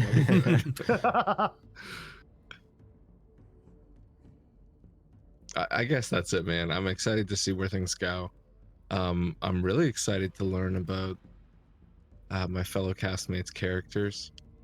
There's just so many unknowns out there. There's so many different ways that things can go. So I'm pretty excited. Alrighty. Was that everybody? I'm dumb. That's everyone. That's everybody. Mo, my turn, right? No, you don't get one. Turn. I don't get a turn? Sorry. You totally get a turn. Okay. So don't give that man a turn. One of the things we did in the beginning, I had the players write a backstory. I wanted to Rise of the Loonlord is a pre-compiled campaign. However, looking through the campaign, I saw a lot of opportunity to expand upon it. From feedback from friends, people in the community, this campaign is one of the favorite among a lot of people out there. However, we wanted to take it to the next level, so I wanted to have that tie-in for the backstories for the players. In the beginning, we discussed doing promo videos and talking in depth about the character's backstory, and we as a group decided against it because we wanted a lot of this stuff to come out organically. We're 25 episodes in, and we don't know much, right? As a whole, we don't know much about the backstories of a lot of our players, but that's a good thing because me personally, I think it gives these guys so much depth as rather than being a sheet full of stats. And it's exciting for me because I get to take those points and I get to do fun things and I get to do, callbacks and like integrate it into the story. So I really like how at the end of tonight, how it came out organically like that, rather than just being like, hi, my name's, blah, blah, blah. I'm a king, blah, blah, blah on the first night. You know what I mean? And so I'm particularly proud of the cast doing that tonight and doing such a great job with it. So kudos to them. That's it. That's it. All right. Well, thanks. Good job. Nice job. Guys, thank you so much for coming out and hanging out tonight. Sunday nights, unfortunately, like I said, for the next 2 weeks, we will not be here due to travel. Me and Decider are thinking if there's a way, because I'm going to be near him, to do just like a talking night next Sunday. But we will let people know by Wednesday if that's a possibility. Right, Decider? Yeah, definitely. Okay. But join us Wednesday night. We're going to do the first ever edition of Tales from the Tavern. It'll be myself, Luna, Gunnar, Mihaly, Nerdly Gaming, and Tony from Dice Tyrants. So it will be a Dice Barbarian from Dice Tyrants. So what we're gonna do is discuss TTRPG stuff, nerdy stuff, field comments from the community, answer, and just have a good conversation with some rad people. So I look forward to seeing you guys Wednesday night, 8 p.m. Eastern time. We'll see you there.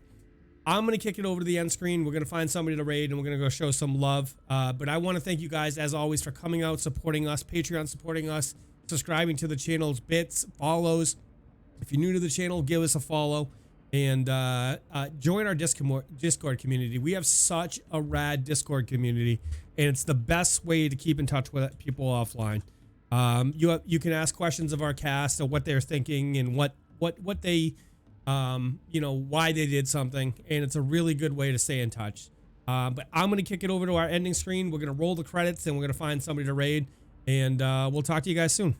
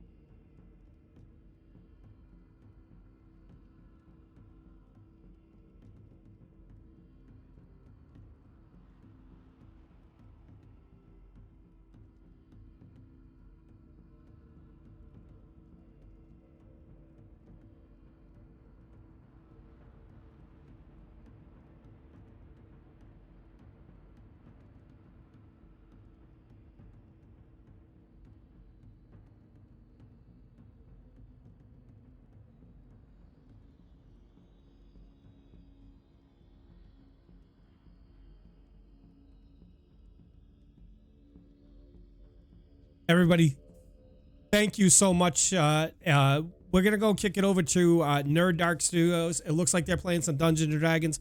When you get over there, let them know where you're coming from. Drop those emotes if you're a subscriber to the channel.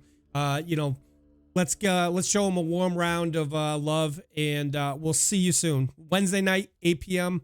We'll see you then.